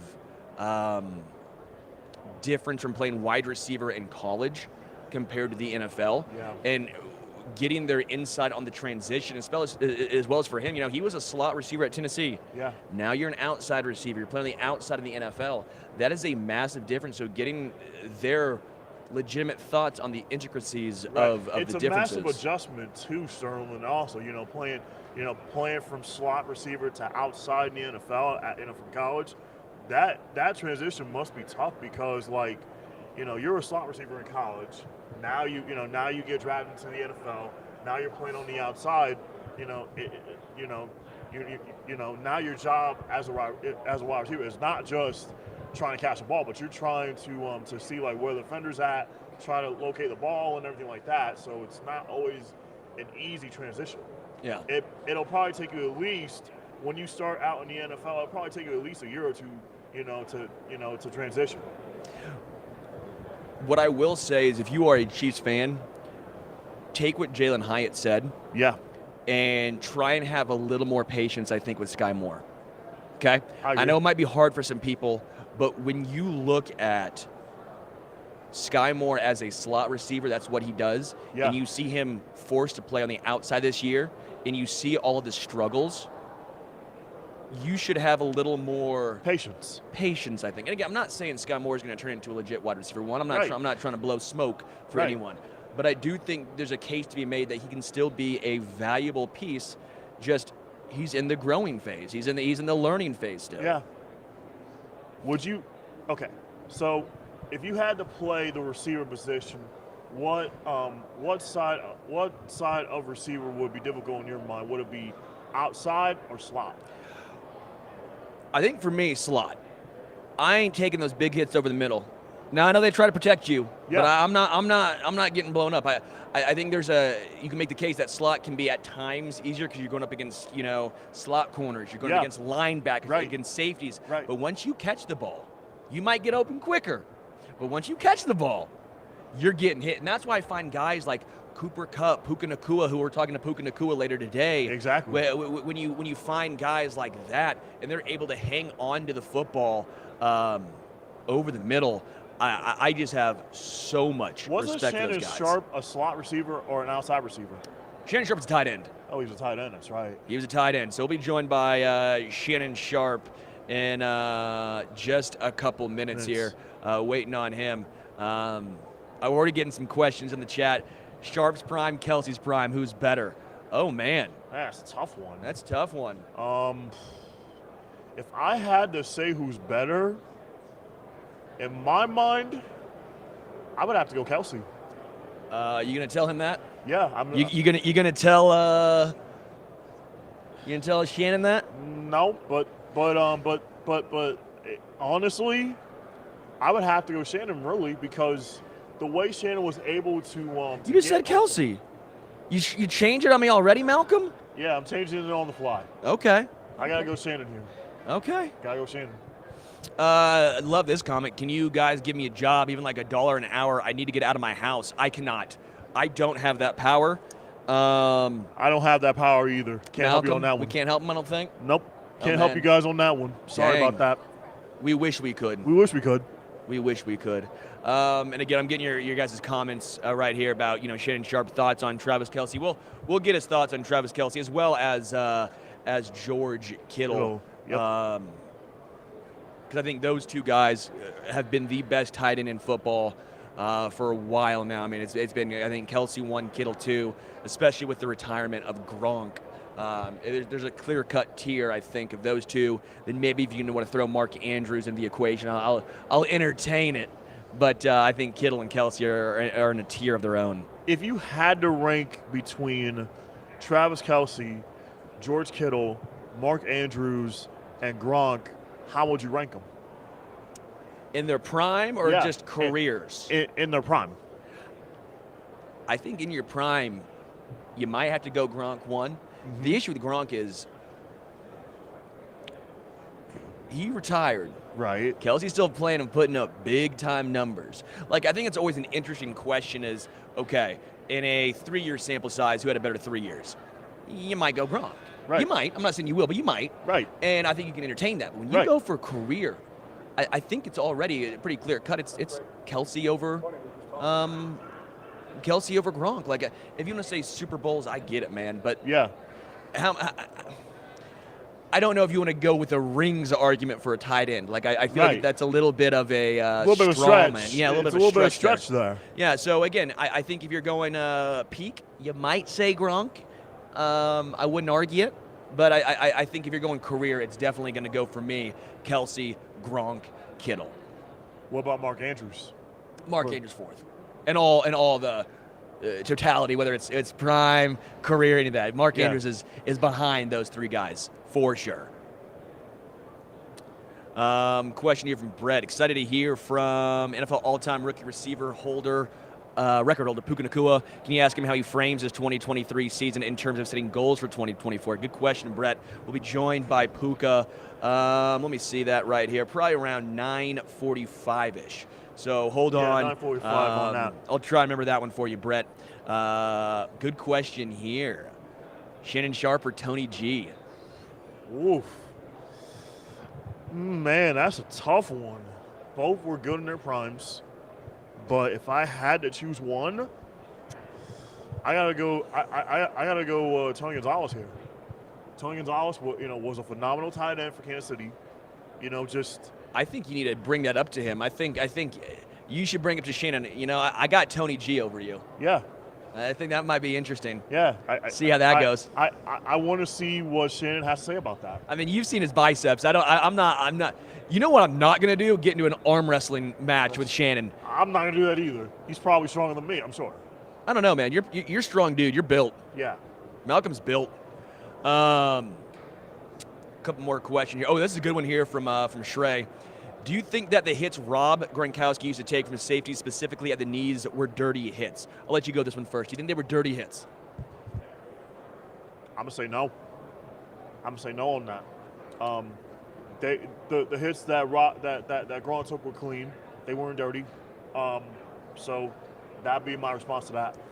Yeah, I'll say for the most part, no, I do not think they were dirty. I think that he's a very large man. I think he's very difficult to bring down. Yeah. End of the day, I think it was a case of you had to try and hit him low, or else he's going to go over you. Yeah, he's gonna hurdle. He's gonna jump. He's gonna hurdle over you if you try to hit him high. Yeah, so I'm going to go ahead and say, no, I don't think those were dirty hits a lot of times on Gronk's knees. I think it was unfortunate. So the same thing happened with TJ Hawkinson this year. So the same thing happened, actually it was the same safety that took out Hawkinson, as well as drawing a blank on who was taken out after that. But again, I think that's the way the rules are set up right now. That's what you have to do, whether you think it's dirty or not. That is how the rules are set up for safeties. They can't go. Let me piggyback on that, Sterling. Let me ask you, how as a safety are you supposed to adjust with these rules now? Yeah, I think it is incredibly difficult for defensive players right now. And taking away that hit, I understand there's injury concerns. Yeah. But then I really don't know. It's easy to say form tackle. If you are a 5'11", 205 corner, right? You're a 6'1", right, 200-pound safety. Yep. And you see 6'6", 265 coming at you, you try and form tackle, it ain't going to end up well for you. You ain't bringing him down. So that's just the nature of the beast. There's no great ways of doing it. As a defensive tackle, are there certain things that in today's game that you think should are there things that as a defensive tackle that could improve the game a little bit better, with like the hits that these guys have to take, that they have to adjust? Is there something that in your mind that maybe the NFL needs to consider taking away, or maybe improve? Or I know it's difficult, and everyone wants the new hot topic's the hip drop tackle. I just don't see a way of doing that while being fair for defensive players to still bring guys down. Right. I don't think there's anything malicious behind these hits. Right. But you can only do so much. If you can't hit high, you can't hit low, you can only hit in a 1 foot radius. It's just not realistic to me. It's the game of football. It sucks. Injuries are a part. Talking to Max Crosby, he goes, injuries are a part. We know what we sign up for. Yeah. We know what we sign up for. A couple questions to get to. Sharp or Tony Moeaki? Yeah, I'm going Shannon Sharp. Tough one there. I'm going with Shannon Sharp too. Although I did like Tony Moeaki. I thought he was going to be pretty good. Yeah, he was pretty good too. Chris said, Sterling, did you see the question I sent you to ask Shannon? No, Chris. I did not see the question you sent to ask Shannon. You can send that to me. I will try my best to get to stuff. Obviously going to be a little difficult. We don't know how timing's going to go. So I will do my best, Chris, but I can't promise anything. But yeah, again, send that to me again on the YouTube comments.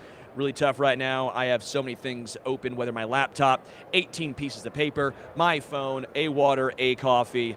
I think 18 pieces of paper is actually an understatement. I have way more than 18. So you got more than that, Sterling. More than 18. Yeah, I got a lot. We got a whole bunch, a plethora of we stuff, have if you will. Smorgasbord. A smorgasbord of things up here. Yeah, I would agree on with the that. set. So we're doing a little bit of finding out when Shannon Sharp's going to be here. We're doing a little bit of moving around, but that is the nature of the beast. Hey, that's showbiz, baby. Yeah. That's showbiz. Absolutely. Come on, Malcom. That's showbiz, baby. Absolutely. Oh, man. Absolutely. Does Gronk's blocking ability give him an edge over the other great tight ends? That's why I kind of said his blocking Shrey. His prime Shrey. I think if you want to say his prime, you can make that case, but I do think there's a reason why you draft receiving tight ends in the first round. You're not drafting blocking tight ends in the first round. I'm not saying it's unimportant, but I think it's a little bit of a case where you're like, you're not drafting a running back for his pass protection. Right. That's a bonus. Right. And Travis Kelce, I think, is a much better blocker than he gets credit for a lot of times. So I don't know. Again, Gronk is the better blocker. I'm not denying you. Right. But I don't know if the margin is that different than I think a lot of people want you to believe. And then it comes down to, do you think Travis Kelce is that much a better pass catcher than Gronkowski was a pass catcher? And that's what it comes down to. You agree, disagree, Malcolm? I agree with that, Sterling. Definitely. Okay. We're going to have a little bit of a switch here. Shannon will be joining us potentially later on. We will find out. Looks like he's running a little bit behind. Derek Brooks will be joining us hopefully very, very soon, actually. Yeah, very soon. So very everyone, shortly, actually. keep posted, but that's showbiz, baby. We have to adapt and overcome. Yep. Adapt and overcome, Malcolm. Yep, that's what we do in showbiz. That's the name of the beast right here. So we will wait and see, but it looks like Derek Brooks will be next one up. If everyone remembers Derek Brooks, Hall of Famer, Super Bowl champion, linebacker for Tampa Bay Buccaneers. The Bucs for a long time, man. Yeah. Dude, I love Derek Brooks growing up. He was like my favorite linebacker to watch. Yeah. Like he really helped get me into football. So I'm excited to talk to. I'm excited Derek to talk Brooks. to him too. It's always fun when you talk to guys who you grew up watching and Yeah, who idolizing. you grew up idolizing, in the game of football, and just be like, wow, this player helped me helped me to be, the broadcaster I'm supposed to be, or the reporter I'm supposed to be, So it's kind of, I love things like that, and for me, I'll say this, I love the Buccaneers. Back in the day, I loved Derrick Brooks. I loved John Lynch. I loved Warren Sapp. I loved those guys, especially. I loved Brad Johnson, who was quarterback. Sean King, those guys. Yeah. Warren Dunn. I could go on and on. Those guys were phenomenal players. Sean King, and Warren Dunn. Warwick Dunn. Yeah, Warwick Dunn. Yeah. Not a name I've heard in a while.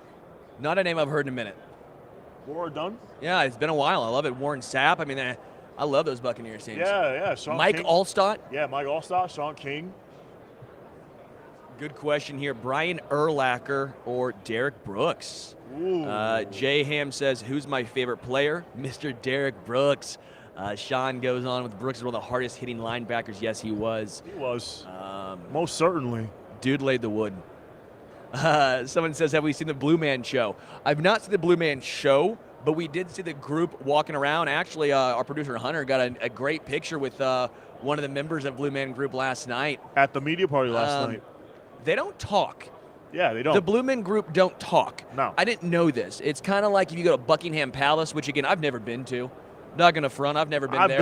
I haven't been to Buckingham Palace myself either, Sterling. But you know how they just stand there and, you're not, they don't talk? Right. Like the Blue Man Group, they don't talk. They're just silent. They're just silent. They're just they're just watching.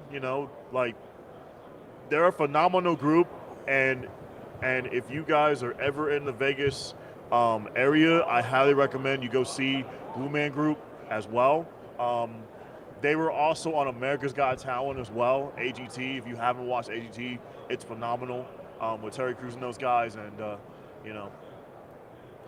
check out Blue Man Group if you're ever in Vegas. I think Josh has maybe my favorite comment of the day so far. Not the first time Shannon Sharp ran away when Derek Brooks was around. Boom. Boom. Mic drop. That's nature of the beast. We will keep everyone posted on that, but again, Derek Brooks will be here shortly. Derek Brooks is brought to us by Little Caesars, which is great, because I don't know if you know this about me, Malcolm. I'm a big Little Caesars guy. Again. You know where Little Caesars, is based out of? Michigan, Detroit. It is. Detroit, Michigan. It is. I know you're a 49ers guy. Yeah. What's your optimism level as we head into Sunday's game? I'm very interested to see, Sterling, what the 49ers are going to do to try to slow down Patrick Mahomes. And are they going to try to get pressure on him? Are they going to try and stack the box? Are they going to try Stack the box. Yeah, are they going to try and stack the box? Are they going to try and do different coverages to try to slow him down? Is Steve Wilkes going to try and, do different blitz packages? Are they going to try and do cover zero, or, You know, that's my key right there. And I want them to try to get off to a faster start because lately in the last 2 games, they've gone up such a slow start. Just slow starts, you know, and if you expect to start slow against the Chiefs in the Super Bowl on Sunday, you're in trouble. So Brock Purdy has to be guns a-blazing early on fire. So that's what I'm interested in seeing as a Niners fan, so we'll see. Yeah, we will see. Man, there's a lot of great comments on here. I love everyone on here who's hanging out, chatting, having fun with us. Yeah, it's all about having fun. It's all about having fun. Again, Sterling Holmes, my guy Malcom here. We are unified, reporting unified Super Bowl coverage with fan-sided and Special Olympics. Couple of moving parts here. Just a few moving parts here. Yeah, just a few moving parts so far. It's all about it's all about Media Row. You know, just seeing all different stations, different radio affiliates around the country. You know, just passing by. So it's all about the fun and the experience of doing this. You know, it's my second year. You know, and I did it last year in Arizona. It was a lot of fun, but this one tops it better than Arizona because Arizona last year was very, very tight, very, very tight squeeze, everything was all tight, The setup wasn't like this where you have more space, you have more real estate to do whatever, and I like the setup. So I'm very interested to see what happens in New Orleans next year, as we get to Super Bowl 59 in New Orleans next year. Yeah. Some more comments here. Sterling, is Kyle Shanahan known for having an answer to the blitz, and how well do you expect them to adjust? I think pretty well, man. Christian McCaffrey can absolutely do it all. Kyle Juszczyk is the best fullback in football, man. Kyle Juszczyk is the best best fullback in football. Hands down. They can use him as a pseudo tight end. He's very versatile as well. I mean, again, I think when you talk about the 49ers offense, versatility is one of the first things that comes to mind. Yeah. Now, Chiefs defense, versatility is the first thing that comes to mind for me. Yeah. So it's going to be a matchup of who can get the edge. But as far as how can Shanahan adjust to what Spagnuolo is going to bring, I do think Shanahan's capable of it. Now, Brock Purdy is obviously young. He's, I guess you'd probably still say, relatively inexperienced, right? He's not seen everything yet in the NFL. He hasn't seen a lot of different blitz packages that Spags will throw at him. I'm sure that Brock Purdy's going to make the adjustment. Now, my question would be, for Purdy is, you got to be able to make that adjustment, not just in the first half, but for the whole entire 60 minutes. You got to be able to adjust whatever Spags is throwing at him. Yeah. So you got to be able to just, like I said before, if you're the Niners, you got to start fast because the last 2 games you started so slow to a point where you have to catch up. And in the Super Bowl, if you fall behind to the Chiefs, you're in trouble. You are in trouble. I will say, though, again, going back to that a little bit more, George Kittle, again, great blocker. They will use other tight ends to stay in and help as blockers. They will be more prepared to pick up what the Chiefs can send than any other team the Chiefs have played this year. Right. While the traditional offensive line of the 49ers is not great, and they've had their struggles. Trent Williams is obviously an absolute stud. Right. But they have the guys outside of the offensive line that have the ability to pick up what will be getting sent. I want to see if the Niners will utilize Deebo Samuel. Will they have some trick plays up their sleeve? Will they try to get Jawan Jennings involved as well? Do some kind of like jet sweeps or something. Just try to throw the defense of the Chiefs off a little bit. Do some kind of trick plays just to try to get the Chiefs defense on their heels a little bit. So that's what I want to see on Sunday with the Niners. Try to do some kind of trick play where you get the Chiefs defense on their heels a little bit. Yeah. I think Deebo Samuel out of the backfield running the football is what makes me more nervous. I don't honestly, and again, maybe I'm the minority here, I don't think that Christian McCaffrey on the ground is going to be a huge X factor. I think the Chiefs can take that away. I know the Chiefs have traditionally not ranked very well in run defense this year, but you saw what they did against Miami, a similar style of run offense. You saw what they did against the Ravens. Now, again, I know they got ran all over by Denver, at times by the Raiders, right? But end of the day, I think they have the ability to take away your best attribute. And I think McCaffrey on the ground running the football might be what they do best. Now, you will not be able to stop him through the air. Right. And that's my concern is, will the linebackers, Willie Gay Jr., I assume he's going to play. Neck injury was questionable a couple weeks ago. Should be good to go in this one. Leo Chenal, not known for his pass coverage. Exactly. Nick Bolton, love Nick Bolton, not known for his pass coverage. Drew Tranquil, we'll see who is able to go up against McCaffrey Jerry as a Sneed, backfield. don't forget about him too. Yeah, but I trust him to go up against Brandon Ayuk on the outside. Right. That's where I think he's going to be used most Right. at. So Sterling, does this Chiefs team remind you kind of similar to what the Belichick teams that he had with the Pats? Do the Chiefs kind of remind you of that Bill Belichick kind of led Patriot teams that were successful winning those championships? I think this year more than any other year, I would agree with that. Because when you look at it, this has been a defensive first team. Yeah. This has been a team where receivers haven't always been great. Right.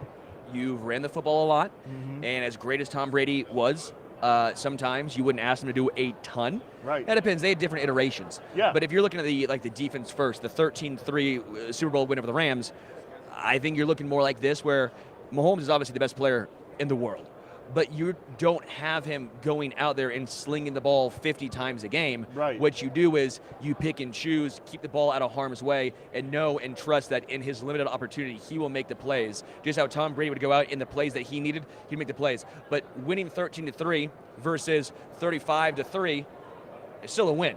Right. I know fans sometimes, and myself included, I would look back and go, yeah, I mean, they won by scoring 13 points. Yeah, but they didn't need to score more. Yeah. They trusted the defense. They took what was given, and they got it done. The Right. Chiefs did this against the Ravens. Second half, they weren't out there throwing the ball. What did they do?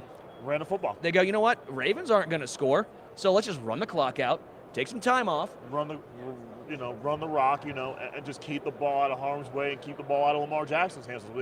That's what they did 2 weeks ago against the Ravens. So if I'm the Niners, you gotta pretty much watch what the Ravens tried to do, or you could try to see, okay, we gotta keep the ball out of Patrick Mahomes' hands as much as we can. Yeah. You gotta control the line of scrimmage. If that's something the Niners can do on Sunday, then I think the Niners will have a chance. But if they don't, then the Chiefs, to me, are going to win this game. Yeah. A couple comments to get to right here. Trent Williams versus FAU. Thoughts from Jesus Perez. Not good. Hey, at least you could say that Trent doesn't have any tape on FAU, right? Right. No, man. I don't know how much FAU plays. I really don't. I actually do expect him to be active with Charles Omenihu going down. Obviously, with the ACL done for the year. We'll see how that affects him next year. That's more off-season talk coming your way later on. But when it comes to FAU, I expect to see a lot more Karlaftis, which I also see Sean points out. Karlaftis is his X factor because Omenihu was really coming on as I love George K, but he does not always win quick. Right. I love Karlaftis. He is extremely valuable to this team. But Omenihu was a guy who was starting to win quick and make a lot of impact plays. Him going down puts an added pressure on Karlaftis. He now has to step up because Chris Jones is getting doubled. So then you had Karlaftis and Omenihu going one-on-one. Right. One of those two guys has a chance to make a play. Now, extra pressure on Karlaftis. He would be my X factor. But going back, do you think Karlaftis is going to get after Purdy? Do you think he's going to have a big day, or do you think the Niners are going to say, okay, we're going to try to stay away from Karlaftis and Jones and those guys? He's going to have to, man. I mean, Karlaftis is going to have a big game. If he does not, this Chiefs defensive line is going to be in serious trouble because Mike Dana, as much like Mike Dana, he's a solid piece. Yeah. He's not the most explosive guy. He's a guy you want for the season. In a one-game sample size, are you trusting Mike Dana to get out and defend a pass, knock a ball down the line of scrimmage, get a sack, get the backfield 4 or 5 times? I think you have that with Omenihu. I don't know how much you trust Mike. Again, not saying he can't do it, but I think it'd be more of a surprise in Charles, which again, added pressure on Karlaftis. Karlaftis already plays a ton of snaps every single game. So now you're going to see those snap counts go even higher. Right. Got a great motor, but how much can that motor last You're going to be getting him going up to 300K miles, if you want it in truck terms, this game. So the field conditions, if you had to choose between the Niners and Chiefs, who has the advantage, who would you pick, Niners or Chiefs? Who would have that advantage with the field conditions? Chiefs. All the way? Chiefs have played twice a year in Vegas now. Yeah. And okay, we got a little bit of news here. I will show you this. This is going to go to Puka Nacua later on, whenever Puka Nacua comes on here. Yeah. Derek Brooks is getting pushed back. He is going to be on the Arrowhead Attic stream a little later on. That's the hope. So Derek Brooks, again, obviously, a lot of moving parts, a lot of moving things going on here. So things will get pushed back, things will get added in. Obviously, like yesterday, Gracie Hunt was all of a sudden walking by. Gracie Hunt came on. Yeah. Derek Brooks right now, Shannon Sharp, they weren't able to make it right here. They might be getting pushed back a little later, but Derek Brooks on Arrowhead Attic with Patrick Allen and myself looks like it's going to happen. Nate Boyer will be up next. Nate Boyer, former NFL long snapper. Really cool story, man. He was a United States Army Green Beret, served 6 years overseas in Iraq and Afghanistan. He has a really cool story, so we'll be talking with Nate Boyer hopefully pretty soon. He was also a Texas, University of Texas walk-on, which is amazing. Had no football experience whatsoever. Eventually became a starter, but then only made 1 tackle in 3 preseason games for the Seahawks. What a miraculous story. Can't wait to interview Nate Boyer. So looking forward to that. Yeah. In regards to what Shrey said, I think this is a phenomenal question. The 2015 Broncos allowed 340 points in 19 games. The 2023 Chiefs have allowed 335 points in 20 games. Should this Chiefs defense be remembered as an all-time great defense? Very, very good question. The only issue is there were a couple of better defenses this season. Yeah. Now, again, it might not seem that long ago, but in 8 years, I do think the game has evolved a little bit more. Now, this year, scoring was down league-wide. Yeah, it was. So I do think that has to be thrown into the equation. Now, again, I'm not talking dead ball era in baseball, right? But same point, right. I'm sitting here going, when you see what the Ravens did, you see what the Niners did, the Browns did defensively this year, they're all in the same category as Kansas City. So if you're saying the Chiefs are historically great, which again, I think in Chiefs history, this defense goes down as one of the best ones. I mean, obviously you go down with Willie Lanier, you go down with Bobby Bell, Derek Thomas, I get all that. But in regards to looking back in the bowels of history, I don't think you're going to look back and say this was historic. I think you'll say it's very good. It's very good, but not historic by any stretch of the imagination. And again, I get what you're saying there. Yeah. Because that 2015 Broncos defense is known as that. Right. I just don't think because of the other teams that were great this year defensively, this Chiefs team will get remembered the way it probably should. It should, but this year's Chiefs defense is is a good defense. You had phenomenal defenses all season long by the Ravens, the 49ers, the Browns. You could put in there. I mean, just to answer that question. I mean, the 2015 Chiefs defense. That's a big hat right there. We can't get a camera on it. That's the big hat right there. I love the hat. That's incredible. It's incredible. They're amazing. We're doing the NFL experience, and so we got. Oh, thank you.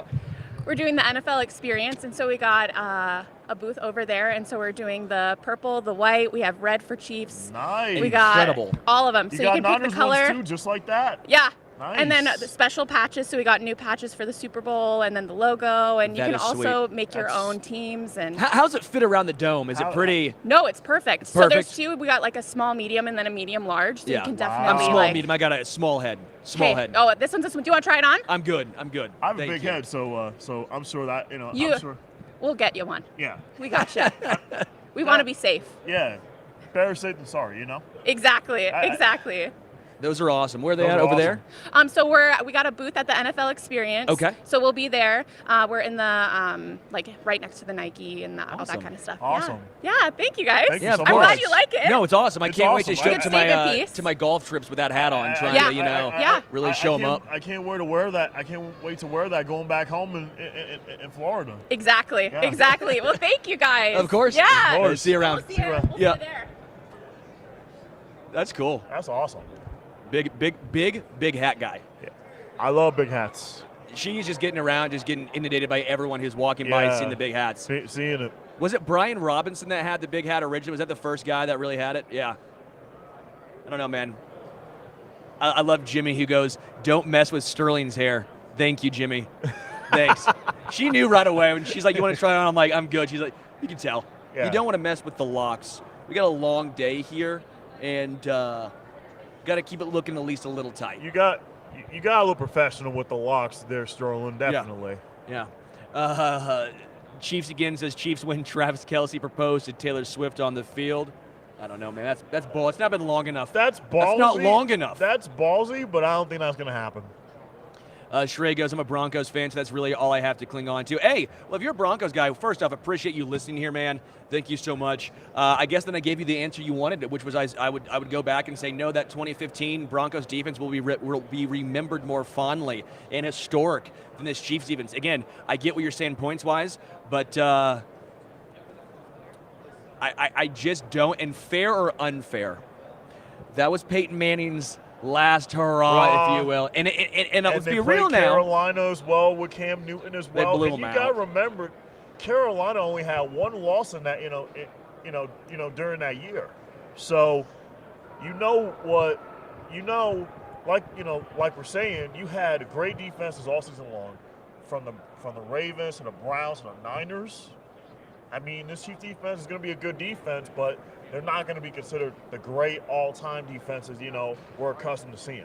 And again, just Peyton Manning wasn't the same offensive Right. juggernaut, and so Right, they exactly. were defense. And this year, fair or not, when you have Patrick Mahomes as your quarterback in his prime, the defense will never get its fair due. Absolutely. It just won't. And the thing is, defensively, you don't see a lot of superstars, Yeah. or at least current big names. Maybe we look back and we'll Yeah. say, oh, L'Jarius Sneed, Hall of Famer. Trim McDuffie, Hall of Famer. Nick Bolton, whatever you want to say. But, we're not there yet. Yeah, we're not there yet. And so you have Chris Jones, but that's really the only superstar name, right? That's the only real, I think you can make the case, superstar. Do you see Chris Jones as a Hall of Famer eventually? Yes, Chris Jones, I think, is already there. I think Chris Jones, if he retired right now, he's a Hall of Famer. Would you say he's better than Derek Thomas was? Great question. No. No? I don't think I would go that far. Where would you go then? If not Derek Thomas, great. Derek would you Thomas is go- the best of would all you time, go- baby. Would you go Reggie White? No, come.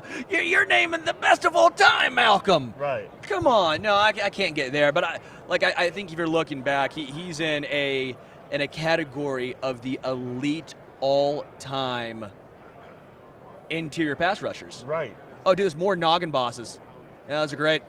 We already saw you guys walking. We Oh saw yeah, you she's guys. back again. She's back again. I like Yeah. it. Oh, awesome, cool. Thanks, Sweet, guys. thanks. Sweet. Yeah. Thank Awesome. you guys. Look at that, Malcolm. You gonna rock one of those? Oh, I'm gonna rock it, Sterling. Yeah, baby. We're Those gonna are rock cool. it together. How about that? Those are sweet. Those are sweet hats. We're gonna rock those. We are. Question here. Bucky Brooks and Daniel Jeremiah say pay Chris Jones no matter what, let Snead walk. Now, I think that is fair. I think it's tough, but let me lay this out for you. We all want both guys back. We all want L'Jarius Snead back. Yeah, we do. Well, if you're a Chiefs fan. Now, maybe you're a 49ers guy, you don't care as much. I want L'Jarius Snead back, absolutely. But he's a cornerback, and there's a lot higher variance with Yeah. corners. Now, again, you saw Travarius Ward go from a really good cornerback in KC to all-pro in San Fran. He was on that trajectory. But you've seen guys, I think obviously Nnamdi Asomugha is the first guy that comes to mind when you think of guys falling off. Yeah, he played for the Raiders. You think J.C. Jackson with the Chargers. Cornerbacks are very volatile. I think of them a lot of times as closers in baseball. Wade Davis for the Royals, great for a while. Fell off. Greg Holland, great for a while. Fell off. Joaquin Sawyer, back and forth. I mean, it's very difficult. And Chris Jones plays a position where it's very easy to predict year over year. Not always, maybe 1 year 16, one's 10. But Right. I think year over year you have the more consistency with a defensive lineman. I think if you're going to make the case of who do you pay more, what's more consistent, you go with Chris Jones. And I will also make the case is the Chiefs have done a great job finding cornerbacks. I mean, you look at Trent McDuffie, All-Pro this year, Joshua Williams, Jalen Watson, valuable pieces. Look at the Honey Badger who was on the Chiefs. I just sit back and I find you can draft these guys. They've not shown a great ability to always draft defensive linemen. Right. And so if you want to make the case, I think you can make that case, and you can find me swaying towards getting Chris Jones staying in Kansas City instead of L'Jarius, but L'Jarius is younger. It's The Chiefs are going to have some decisions to make during the offseason. If you ask me, Sterling, I mean, they have a lot of decisions to make. Yeah, it's going to be difficult. And for me, I'm just seeing what transpires with Coach Reed. Is he, is this going to be his last hurrah? Is he going to go into the sunset? He came out and said, I ain't done. He ain't done yet. Now, I will also point out someone asking Bolton and Creed Humphrey walk after this season. One more year. They got one more year. They got 4 years. They were second-round draft picks. They got 4 years. If you mean after the Super Bowl and then that next season, yes. But after the Super Bowl, no. They got 1 more year left. Where do you see the Chiefs? What do you think the Chiefs need to do during the draft? Where do you think they need to improve in your mind? Wide receiver. Wide Obvious receiver? answer. Obvious answer, wide receiver. Other position besides wide receiver, or just wide receiver in general? I wouldn't mind drafting a little more offensive line depth. I think you never have too much offensive line depth. I think you can never have honestly, believe it or not, I think a little bit of linebacker, because you might not get Willie Gay Jr. back. Who knows with Nick Bolton what his price is going to cost. Drew Tranquill obviously was on a 1-year contract. Willie Gay Jr., Leo Chenal. I mean, I'm a fan of a third-rounder, fourth-rounder, probably a fourth-round linebacker. I think that's probably where I'd go. I think defensive tackle, still a spot they tried. They missed. Keandre Coburn in the 6th round this year. I think that was actually lauded as a great draft pick. Didn't plan out. If you're the Chiefs, if you had a wideout you would go after in the draft this upcoming year in Detroit? Who would you draft? What was that now? One more time. A wideout in the draft for the Chiefs. Oh, that's a tough one. That is a very good question. We're actually talking to a few of them today, so I'll see if I can sway them. We're talking later on with we got a couple of receivers. Where are they at? Brendan Rice, Jerry Rice's son. Yeah. See if I can sway him. Roma Dunze. See if I can sway him. Dalton Kincaid, I don't think I can sway him. He's already obviously with the Bills, but I'll see if I can sway him. I'll see if we can make sure we don't get any tampering charges. We're not trying to do any tampering. I'm just thinking along the lines of the NFL draft, in Detroit and everything. So it's like, I want your team to be successful drafting because you guys could always use a top-notch wideout. Your defensive tackle could always be better. Yeah. You guys have tried, in the past drafting, but it hasn't worked out. But to me, the top position for the Chiefs they have to go after in the draft is absolutely wideout. Absolutely. It has to without be. a doubt. As far as the 49ers, obviously you're a Niners guy. What position do you think the Niners are going to be looking at this year? I mean, we could always improve on. I mean, Brock Purdy, he's developed so well. I would have to say we would need we need like defensive tackle. We could always use that. We could always use middle linebackers, those sort of things. We could always use cornerbacks. Just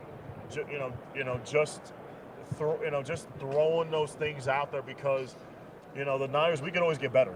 We can always get better at every position. There's nothing wrong with improving on position-wise.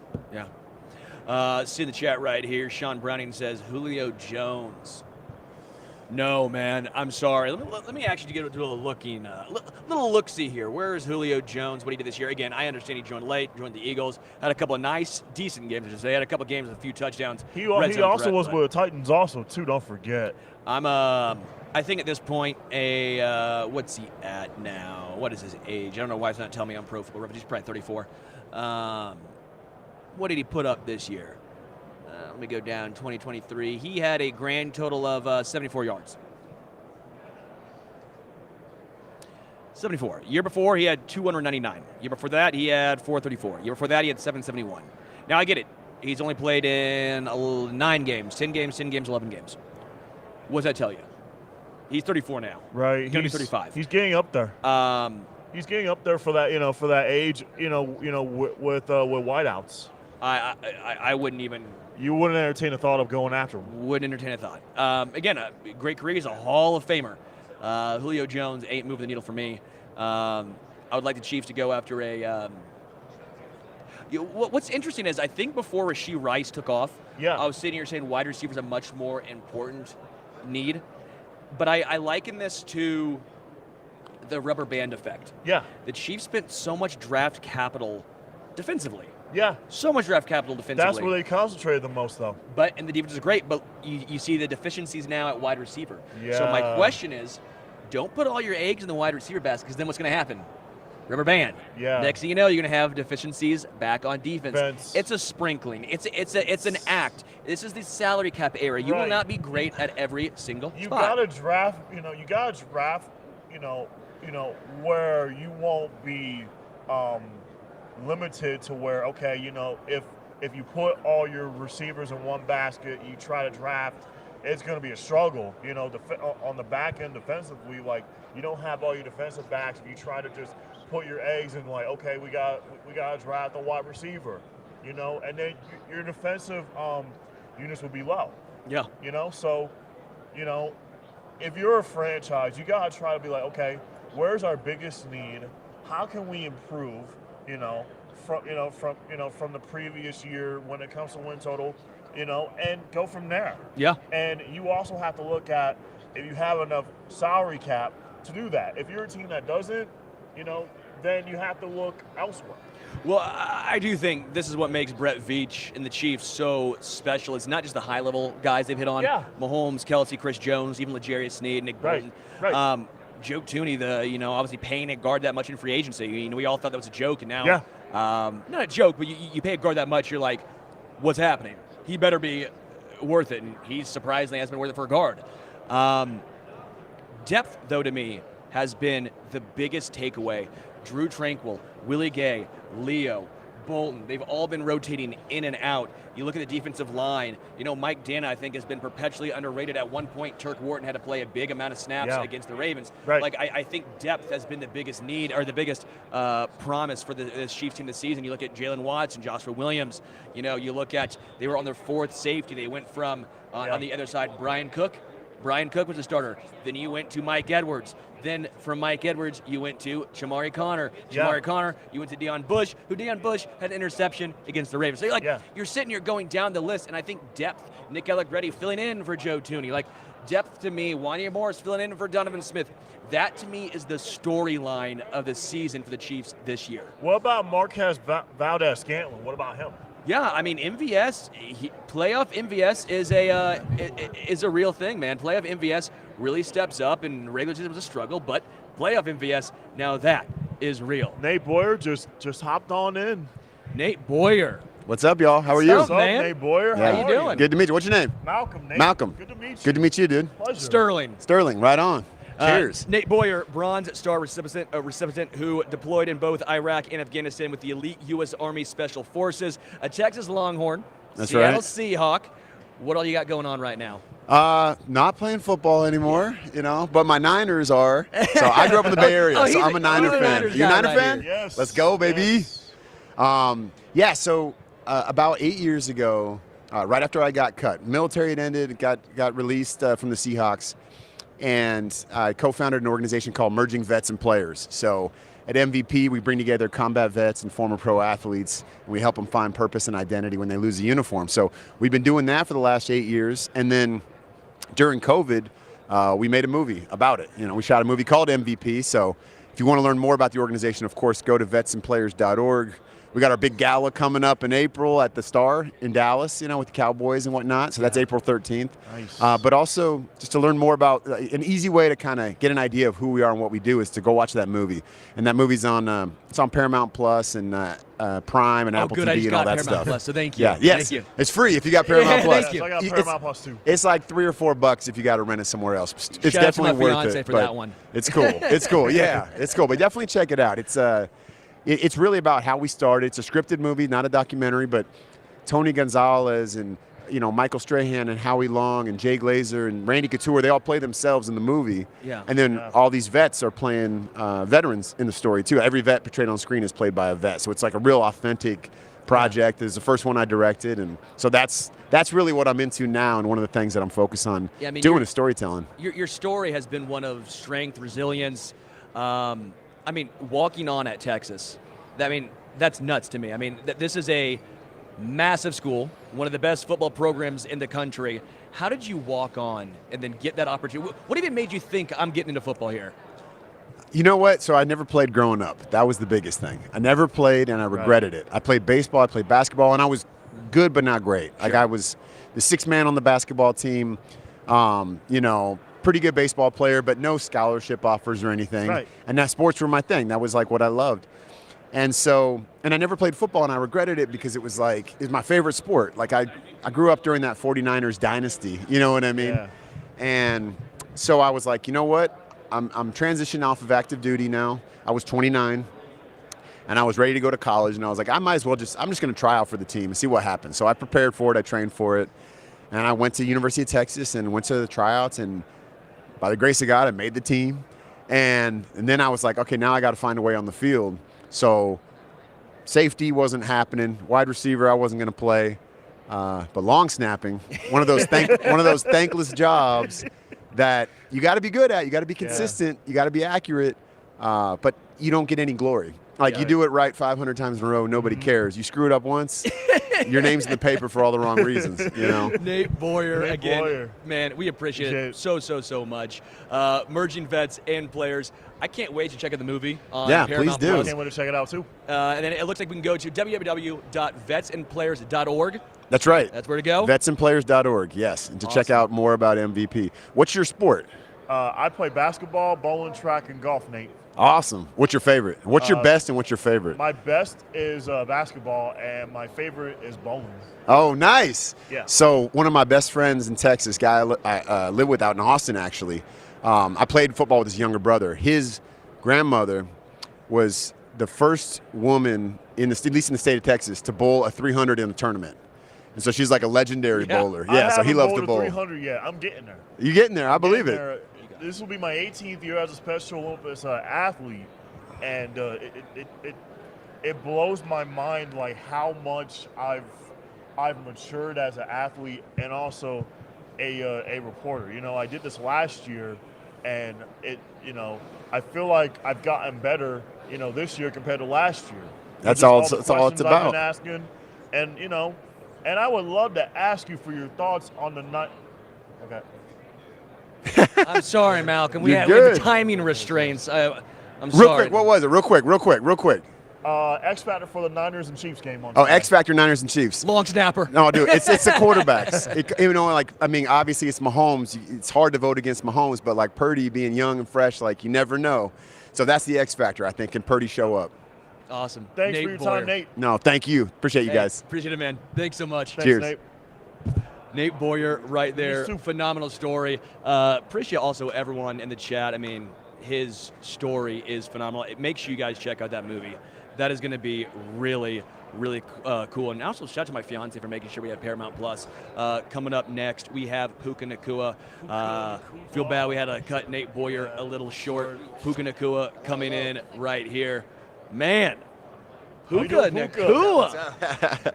Pepsi Zero Sugar NFL Rookie of the Year nominee right here. Puka, how are you? Life is good. I'm living the dream.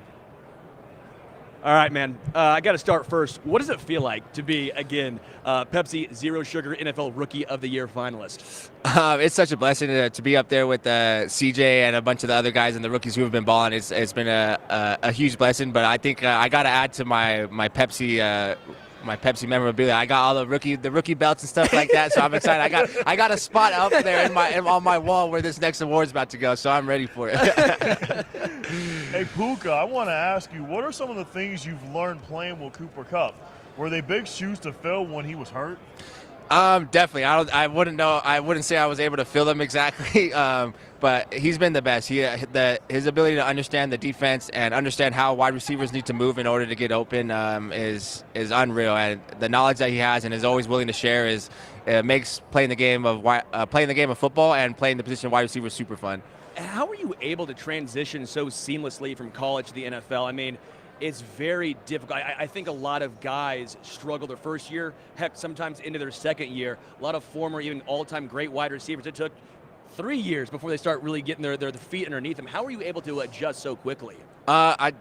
You hit it just before in the question with Cooper Kupp and Matthew and Coach McVay. That three-headed monster of just these absolute football geniuses has made my life so easy. And then Matthew Stafford, I think of the guy who spins the ball.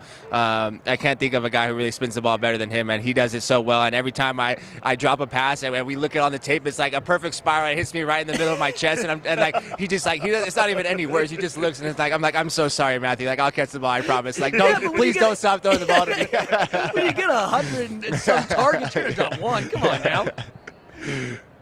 Well, who was the toughest defensive back you faced in your first year? Stephon Gilmore was a good one, and Jair Alexander. I used to be a Packers fan, so that one was one that I had like kind of marked up on my schedule. It was like, man, I can't wait till we went to play in Lambeau Field, and my first catch was actually against Jair Alexander. So, but a lot of the DBs, those two are the first two that come to my mind. Awesome. As far as the actual differences from college to the NFL, I think a lot of times in college the whole thought process is defenses aren't necessarily trying to confuse you, right? Defenses are trying to, hey, we're trying to get in our spot and we're going to try and shut you down. But the NFL, it's like, Spagnola's a great example for the Chiefs defensive coordinator. He tries to confuse you. What was that transition like in that aspect?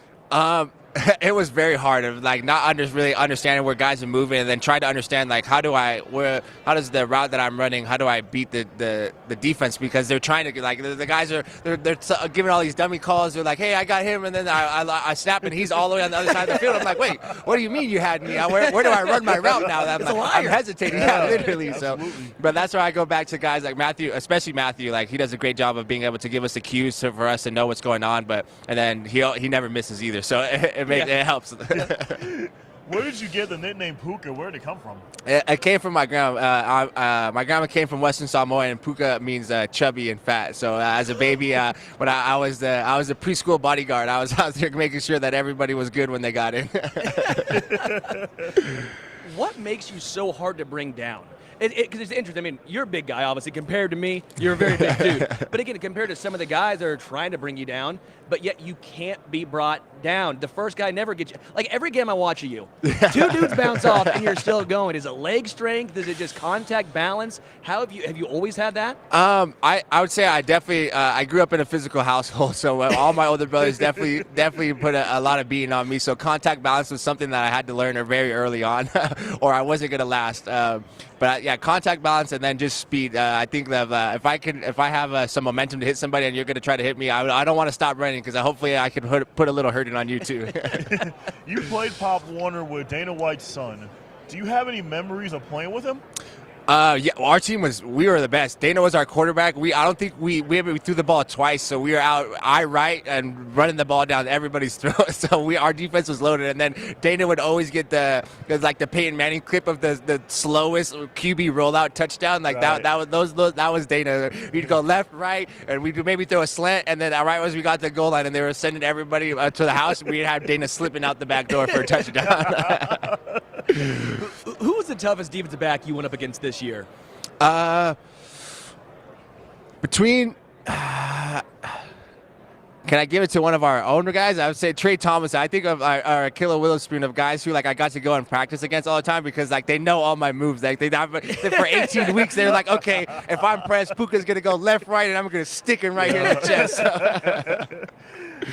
Last question I got for you, Puka. What's the best advice Matthew Stafford has given you?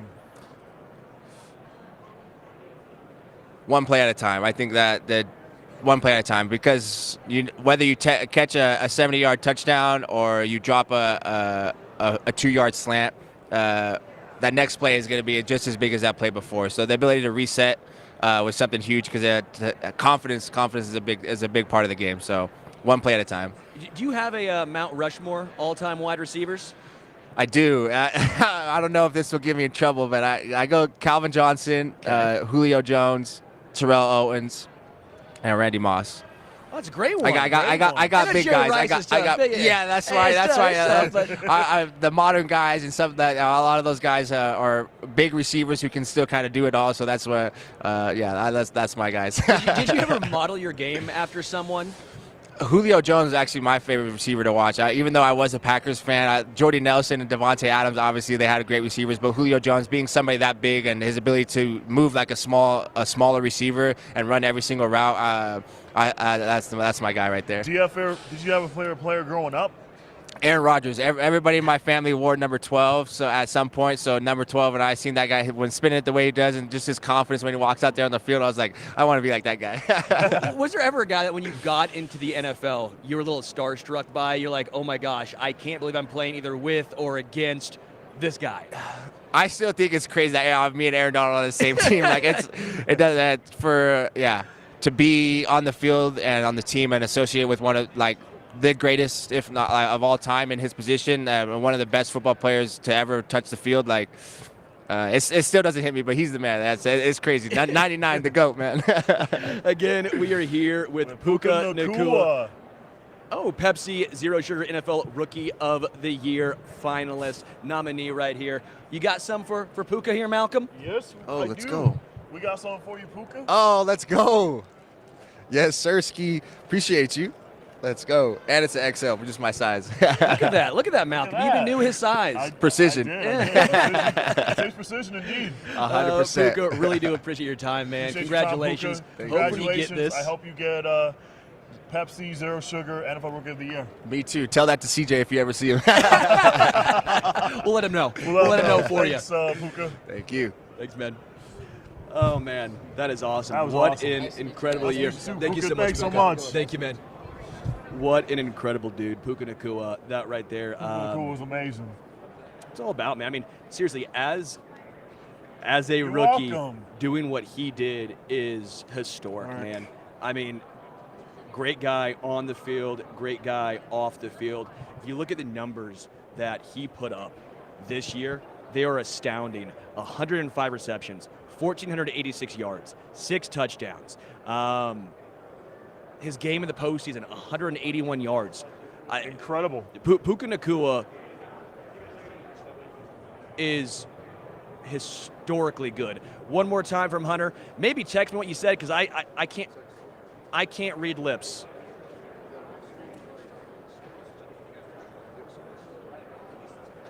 I don't have the read. I will look back. I'm the one messed up. What's so up, Alex? yes, we are We wrong. are.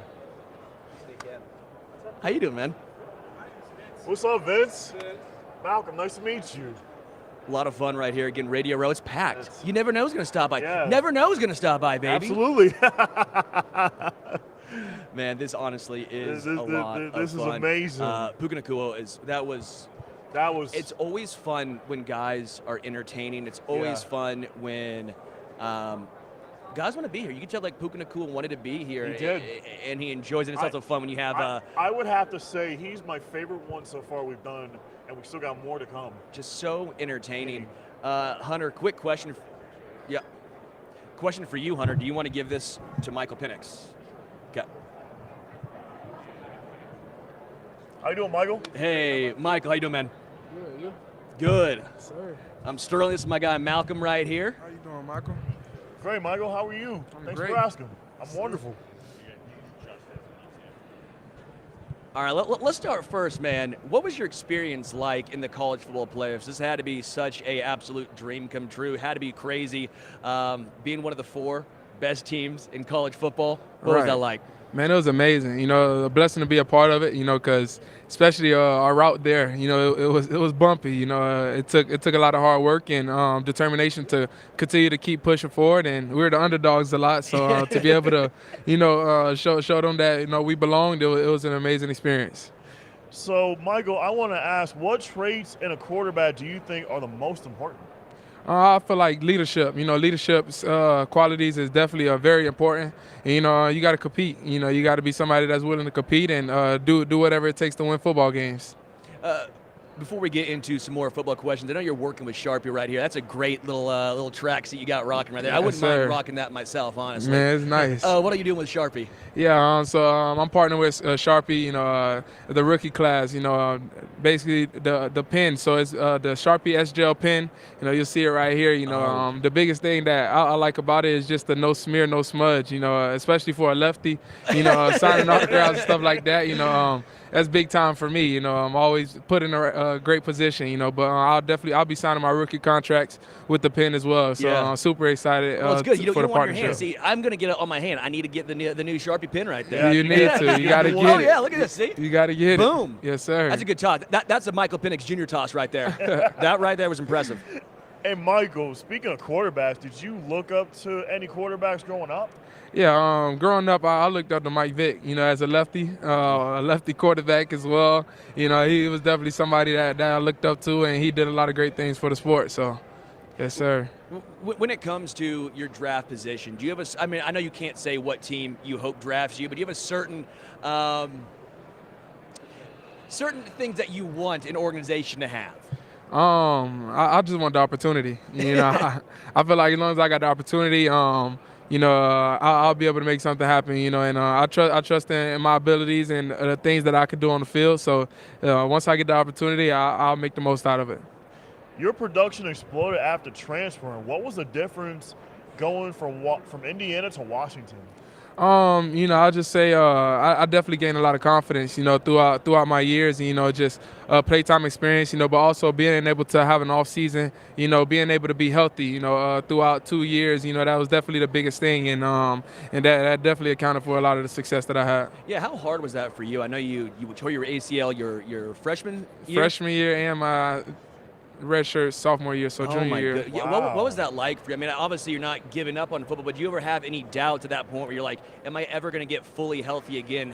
How do you learn to trust your knee ever again as well? Yeah, I'd say my faith, you know, just continue to keep my faith, you know, but it definitely did get hard at times. And, you know, I did have a lot of hard moments, you know, that I had to overcome, you know, but now I look back on it and I'm like, man, it was worth it. You know, I'm super blessed to be in the position I am in today, and I'm super excited for my future. What advice would you have, Michael, for a high school player when it comes to the NIL opportunities? I would say don't chase the money. You know, I feel like, you know, as far as NIL, it's definitely a great thing to have, you know, but I feel like the most money you're ever going to see is in the NFL, you know, so I feel like instead of chasing the money, I feel like chasing your dreams. You know, don't forget about your dreams, and don't forget the reason why you started playing football in the first place. And you know, because if you get caught up in the money and get put in a bad situation where you can't really live out your future, then the money that you get for NIL is not going to account to what you can get at the next level. Obviously, being left-handed is a very unique for a quarterback, right? I mean, there's obviously been a few. You have Steve Young. You mentioned like Tua Tagovailoa, Matt Leinart comes to mind. But what unique challenges did that bring you from high school to college, and as your way into the NFL? Did teams have to adjust for you being left-handed? Did anyone try to make you throw right-handed when you were young? Nah, so I didn't really have much challenges. You know, the biggest thing for lefties is like, rolling out. The coach, he might want to make me only roll out to the left instead of to the right. Yeah. But growing up, I'm always like, hey, coach, I can do it both ways. I want to show that I can make any throw, and I could do it.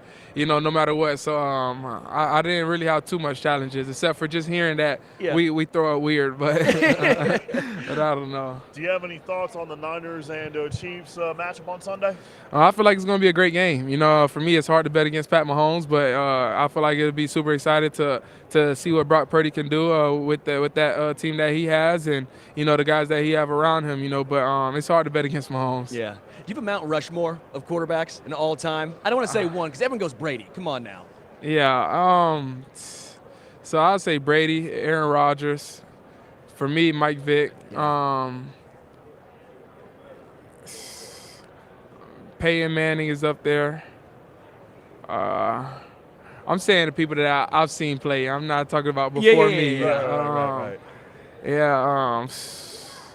Man, who am I missing? I don't know. Mahomes, baby. Oh, Pat Mahomes. Yeah, of course. Don't Pat forget about Mahomes. He's definitely up there. He's goated. I know we're talking to Rome a little bit later on today. If a team reaches out, what would you say about Rome? Man, you're going to get a special player. A guy that, truly loves the game and loves the people around him. He's a very unselfish player, a player that's going to work extremely hard, each and every day, no matter what the competition level is, as far as practice, we're in workouts, you're going to get the same guy each and every day. And obviously his talents on the field, they speak for itself. What is your hope for the type of team that drafts you? I just hope for an opportunity, and just hope that I can gain the trust of the guys around me, and once I'm able to do that, I know I'll be able to win football games. I've been able to do that, at a high level, throughout my career, and I look forward to doing that for the rest of my career. When it comes to Washington, what's interesting is they've been known as a cornerback powerhouse for a long time, right? How do those guys going up against them in practice every single day help you? I mean, they literally have so many corners. They're secondary from Marcus Peters back in the day. Obviously, you can go against him, Right. Trent McDuffie, but they do a great job getting their corners ready for the next level. Do you think that those guys helped prepare you going against a great secondary in Washington every single day in practice? Yeah, for sure. I feel like the whole defense, they definitely did a lot of great things, and man, it's definitely a special place. Like you mentioned all the guys that came out as corners, man. You got a lot of defensive backs that came out of there. You got a lot of good quarterbacks that came out of there as well. So Yeah. I don't know. I guess you can account to that, but I definitely had a lot of talent around me as well, and the coaching is amazing. So If you could throw to, and again, not saying this is you picking the team, if you could pick to throw to one receiver next year, who would it be? to one receiver, You get to pick one guy that you can throw past to. Yeah, one guy. Who would I it can be? only pick one. Yep. A Only dream, one. like a dream receiver. Like a dream receiver. Since we spoke about Rome, I'll say Rome. Come on, that's a cop out now, Mike. Come on, don't do me like that. Hey, man. Yeah, I know. Throughout history, have you ever looked up to just your favorite player? I know you said Mike Vick, but outside of quarterback, just favorite players in general. In general, I would say I really like Lamar Jackson. I like what he does at the quarterback position. I'll say Lamar Jackson. Trying to think of all that I've seen. Reggie Bush in his prime was great. And Devin Hester, I used to watch him just for kick returns. I played with him on Madden just so I could try to run kick returns back. Man, it's so much talent out there. I don't know. It's a lot. I can name. I'll be here naming for forever. It's a lot of. As far as obviously beating Texas in the college football semifinal, what was that like? Because you played out of your mind. Watching you against Texas, watching you against Oregon both times, you were just so dialed in. Every single throw was right on the money. I mean, it was truthfully very impressive. Were you just in the zone those games? Because, I mean, Texas is known for having a great defense, and Right. you just shredded them. Yeah, I feel like I guess I was in the zone, and then at the same time, also just the preparation, the piece of it. I feel like we were super prepared for those games, and we went out there and executed at a high level. Yeah. Again, Michael Penix Jr. heading to the NFL, baby. heading to the NFL. Yes, sir. Before I let you go again, one more time, what you got rocking with Sharpie? Yeah, so Sharpie, I partner with Sharpie, as far as, the rookie class deal, so I'll be using the Sharpie S Gel pen for my rookie contracts and, multiple contracts from here on out, and it's amazing because just the no bleed thing, like I was saying, with the lefties, it's amazing, so it's a high performance pen, that, a lot of people use at the professional level, and, I'm super excited to be a part of it. Hey, got to rock one now. See, you can't mess up the white, Yes, white sir. collar shirts. Yeah, it won't mess it up. I'm with you. Hey, Michael, really appreciate the time, man. Michael, appreciate you today. Thanks Yes, for your sir. time, man. Thank you. Appreciate you. Thanks, man. Michael Penix Jr., quarterback Penix Jr. from Washington. Awesome, man. Awesome. Projected first-round draft pick. Played just phenomenal in all season long, man. Those games against Oregon, again, that game against game against Texas, he was so dialed in. Every single throw was completely Even the game against on Utah. the money. Yeah, it was wild, man. Yeah. He's a guy almost like a microwave. When it gets hot, Yeah. it gets hot. And don't forget about the game against the Cougars in the Apple Cup. That's very true. Yeah, All right, the Malcolm, rivalry. this was a lot of fun. This was a blast today, a blast this morning with you. We are going to take a break. I actually got one more. Maggie Gray. Oh, we're good? Yeah, Malcolm, we're done. What, you trying to get one more? We've talked enough today, baby. We'll take a break, and we'll be back. Later on this afternoon? Later on, Malcolm. We'll be Later back. on. Until then, we are out. Out.